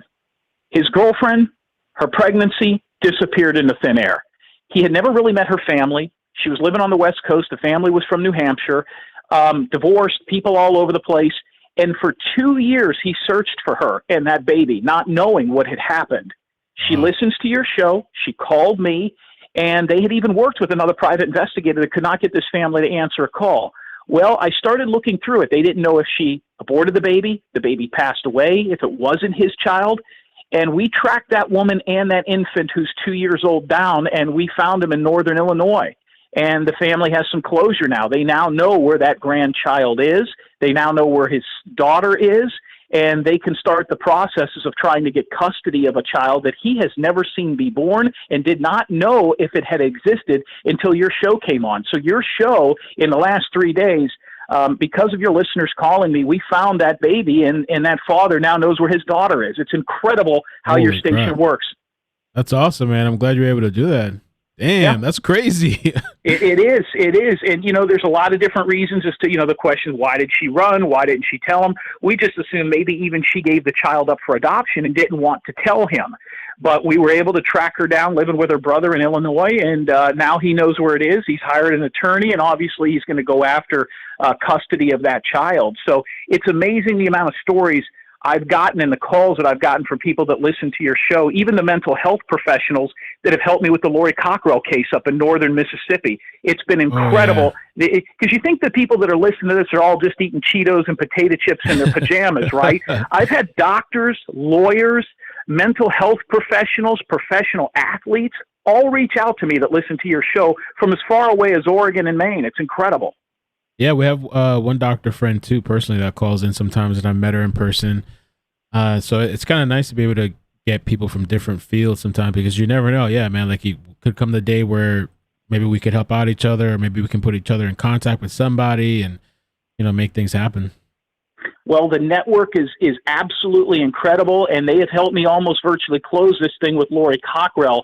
So listen, I owe you the world. You've always been good to me, and like I said, if there's anybody else out there that needs help that listens to this show, I have no problem doing that. And I believe that the lady and her brother, if you want down the line, once they get this all straightened out, can even explain to you the story. But it's amazing how when people come together, they can find these people. And I had a couple of other people contact me that it was a little bit easier. Hey, I'm looking for somebody I used to know in high school. I had a stepbrother I haven't seen in we're from Oklahoma. I haven't seen him in 25 years. Can you find him? And we were able to do it. So if they listen to your show and they want my services, if that's okay with you, I have no problem giving out the information. Yeah, go ahead. Get it, man. I'm a licensed private investigator that owns Gulf Coast Investigation out of Biloxi, Mississippi. And I've been doing this for 6 years. And if you have any sort of an issue, big or small, you listen to this program, you're a fan of this show, you can give me a call. You will get me 813-993-2242, 813-993-2242. And listen, anything from a Super Bowl ring to a missing loved one I've been able to find over the years. That's all I primarily do is missing persons and recovery work. But sometimes it's just as easy as me using what I have in my databases is to find these people. So, hey, listen, your show is credited to helping find that little baby for that father, and it is what it is. Awesome, Real dude. quick, Thank you. A lot of people call me, and they think that I'm you. They say, hey, I watched your show. You know what I mean? So I've already had 2 pairs of underwear sent in the mail as well. Oh man, you're funny. You crack me up. It is, and I'm not going to tell you if they're guys or girls, but let's just say they can't. Yeah, I can't go into all that. But hey, listen, God bless. Thank you for everything. God and bless good you, luck. man. Thank you. We'll stay in touch. Yeah, take care. All right, that's James Terry, private investigator. The way, and I'm gonna get to the super chats. The way I came in touch with him was because he solved this missing person case legitimately. Like, you can look him up. With Gloria Alvarado, this woman, the story that I covered, she was a teenager. But yeah, he got that fixed and solved, and like, he was in a whole different state. So, pretty good guy, no filter, you know what I'm saying? It's just really blunt, straightforward, you know, no dancing around the bush kind of thing, which I tend to like. Diana, thank you for the super chat. Good content watching from Hawaii. Oh, wow. Thank you. Jen, Oil on Fire, a case in Italy. The family of the suspect paid a dentist to x-ray the skull of another dead person, I guess. Police confirmed ID, then realized there was a missing fracture above the eye. What the heck? Oil on Fire? Uh-oh. And that's super chat from, let me just say her name. Oh, Whitney, thank you so much for the super chat. She said thank you for all your work putting this together. Great content. Lana, thank you so much for the super chat. Ozzy, Ozzy, welcome back. Ozzy says, so where's Dog now? I haven't heard anything from him. I believe he called off the search. Sophia says, I don't know, Mel, the lawyer is a liar. Brian isn't dead. There's people that think he's not dead, man. I think that really is him. And Mandy, thank you for the super chat. I know you probably caught hell in the chat. But I really do appreciate you supporting and asking the question. And I don't know, this person, Jen, Oil on Fire. I don't know if that's a story. What's Oil on Fire? Might have to check that out sometime. Oil on Fire. I don't know what it is. Might have to look that up. Or if you could email me sometime, Jen, and like send me that story. I mean, I could try looking it up too. Miss Missy, almost 4,000 people that haven't smashed the like button. We can do better, friends. Please, por favor, and thank you. Hey, listen, today, man, I had a little bit of a rough morning with other things going on. So I was gonna like not even come on, but I was like, Momo was telling me, no man, just come on. They got to get this thing going. We're gonna do this. So we did it. We're here. So I really thank you guys for coming through. It's always something, just different things personally. I did hear about Alec Baldwin. A couple of people, I got emails about it. I got some messages about it. Bro, I don't. So Alec Baldwin supposedly, just really quick offhand before we get out of here. Somehow, okay, so he had a prop gun and it was discharged and it killed a woman. I think she was a cinematographer. It's a weird incident. I don't know. Let me see her name.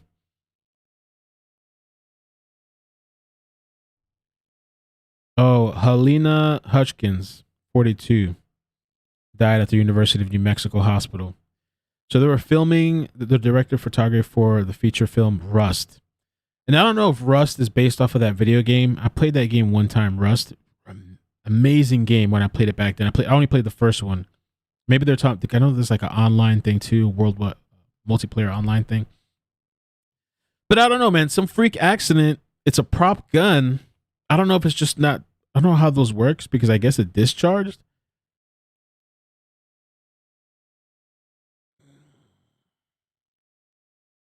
I don't know if those guns are just made to fire like not real bullets, but like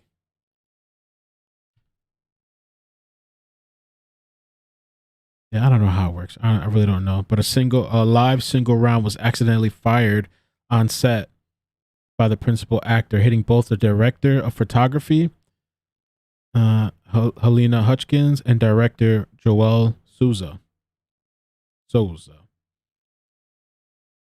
And one person died. Weird. And now he's catching a lot of heat too because he said something previously on Twitter, which I'm about to just wipe my entire thing. He said something on Twitter about people mistakenly killing people or something, and they were getting really critical about it. He shot it. It was loaded. Yeah, I can't imagine dying. It's got to be really frustrating and just, I don't know. On-set accidents have happened before, but like usually I think it's like a stunned person, like a stuntman. They sign contracts and stuff. I don't know how that works out for like the people actually just recording or in the process of doing the film. It's kind of weird. You aren't supposed to shoot props close to people. Should be 3 to 4 feet away. They fired blanks, Anthony said. That's what I talked to a friend of mine this morning about it, and he said supposedly that the blanks too, that you can still really hurt somebody if you shoot them in a certain place, or maybe it's a distance thing as well. Sophie, thank you for the super chat. Could you please look into missing soldier Joseph Bushling sometime? Can you send me, if you don't mind, I'm gonna save his name, but if you could send me like an email to iCkEdMeL@iCkEdMeL.com or Facebook, because I have somebody helping me on Facebook. Adrian, why was he pointing a gun at the director and cinematographer? I have questions. Yeah, I don't know either, man. If people are really interested in that story, we can look into it sometime. I'm not too particularly interested in Alec Baldwin, but it is a tragic situation. Brandon Lee, Bruce Lee's son was, I think that's what my friend was mentioning too. Donna, thank you for the super chat. Says Brandon Lee, Bruce Lee's son, killed the same way filming Crow. But they have 2 people check the firearm first, so they are supposed to have blanks. Damn. Let me save Joseph Bushling. That's just weird. Weird way to pass, completely unexpected. Let's save this soldier's name here. Page. Joseph Bushling. Anything new on Cleo, says Loop. I actually have a video to work on. I might work on it this. I'm gonna have to go pick up my daughter soon, but I think this evening I'm gonna work on a new video. There's a really great article that came out that's very detailed, and I think I'm just gonna sit and read it for a video because it's actually really well done and put together. But as far as updates, there was something that I saw. I saw something somewhere. Oh, here it is. Cleo Smith may have known her abductor, who may have stalked family for days. they're thinking it's somebody that could have been possibly watching that family. Because it was like a camp in this remote area, but there was other campers there. I just don't know how. I mean, I'm not saying it's impossible. I just don't know how somebody could sneak into a tent. I mean, it's possible, but with a whole family there, and then take the child and the sleeping bag. I guess maybe they just like yanked it out, or they did it slowly, quietly, without anybody hearing, because the tent had multiple dividers. And then to leave, I guess, the place. And I would think at that time at night in the wilderness like that, it's super quiet. Mel, why didn't I get notifications for this video? I think I used up all my notifications yesterday. I think I did like 4 videos yesterday, and I think I crossed into, I don't know what time we were streaming till last night, but I think I used up my notifications possibly. So I don't think this video might have went out to everybody, but you also got to make sure you have all notifications turned on. I think that's what happened though. I think I've been doing too many videos. Momo, Mel, your beard looking good, rough and ished. Hello, JK, great job. Thank you, Momo. Sophie, thank you so much. You do a great job and so polite. Thank you, Sophie. Yeah, today was a little bit of an off day for me, but I'm glad I just pushed through, man. I'm really glad I came through. Just came through and pushed. But yeah, I'm gonna do an update with Chloe. There's this other weird story, Harris. What's the person's name? Harris. And somebody requested this. Harris. That's the last name. I don't remember the first name.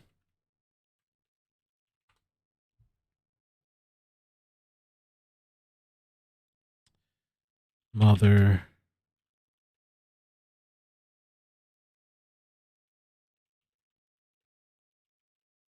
Let me see if I can find it real quick. There it is. I might do this story. Major Harris too. I thought about it. I mean, they found the boy.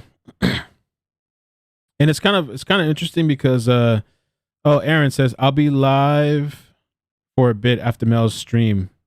Thanks again for having me. Aaron, if you want to go live before I end this stream, I can redirect people to you.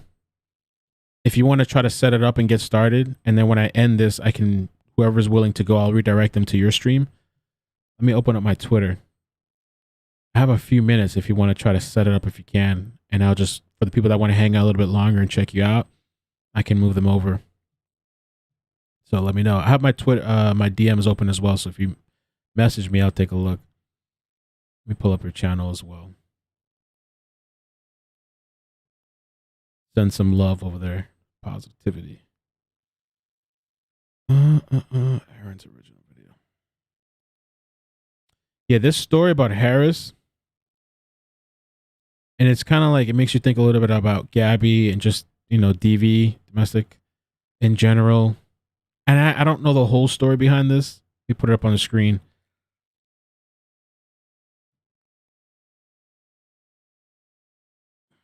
There was a good article I sent to myself that had the map.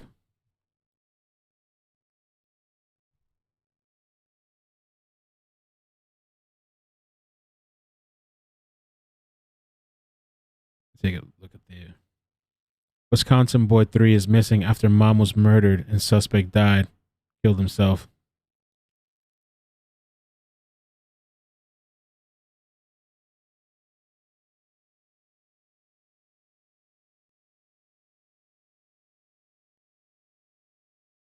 It's not, this article is not that informative. There was a good one I had earlier that I sent to myself, I think via email or something.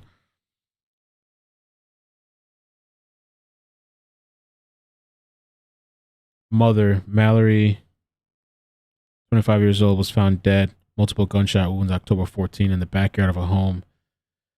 On Sunday, the suspect in her slaying, Jaheim Clark, 20 years old, offed himself as police arrived outside the home. Officers heard 2 gunshots within the home and entered to find him dead. And then they also found the child dead somewhere else, I think. I don't know what's the situation with that. I don't know if they knew each other. I don't know, but it's super weird. And so I was talking about last night too. Some of these people will kill you, they kill the family, they kill everybody, and then they off themselves. Let me check for Aaron real quick. We can do that. There we go. There we go. All right. So if you guys want to hang out a little bit more, I'm going to redirect you to Aaron's stream. I got the link here. And the way it works is, and he's going to, like, if you guys, you can go over there. He's going to show you the map. You can ask questions. He's really good with the map stuff. Because I'm going to head out and pick up Maddie. Let me put here. Let's see if I can, hopefully I can redirect. Oh, is it only my channel? Here, add a live stream. Oh, apparently I can't do your channel, man. I'm sorry. Let me put your link in the chat then. I guess it's only my channel. I guess they don't want people to raid other people's channels and harass them.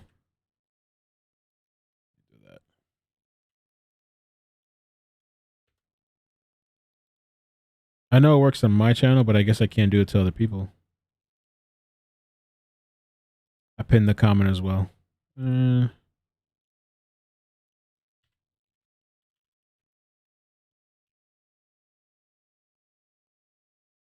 People will kill you, they kill the family, they kill the kid, they kill everybody, man.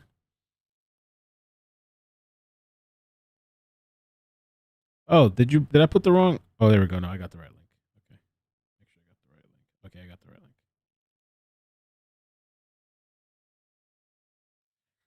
There's people joining over there too. All right, yeah. So you guys can get over. You can head over there. I put the link in the chat. I'm gonna head out. Go be a dad for a while. Well, dad's 24/7, but you know what I mean. Gotta get into dad mode. I'll probably be on Discord tonight later. Tonight we'll see if we just hang out, chill. Maybe we watch something. I've been wanting to show people this crazy Dr. Phil episode for this little girl. Dulce, I think Alvarez. I think we've watched it before on there though, but it was so telling. It's just real bizarre. The little girl's still missing. Dulce Alvarez, and he interviewed her mother. So I don't know. We'll see what we do tonight.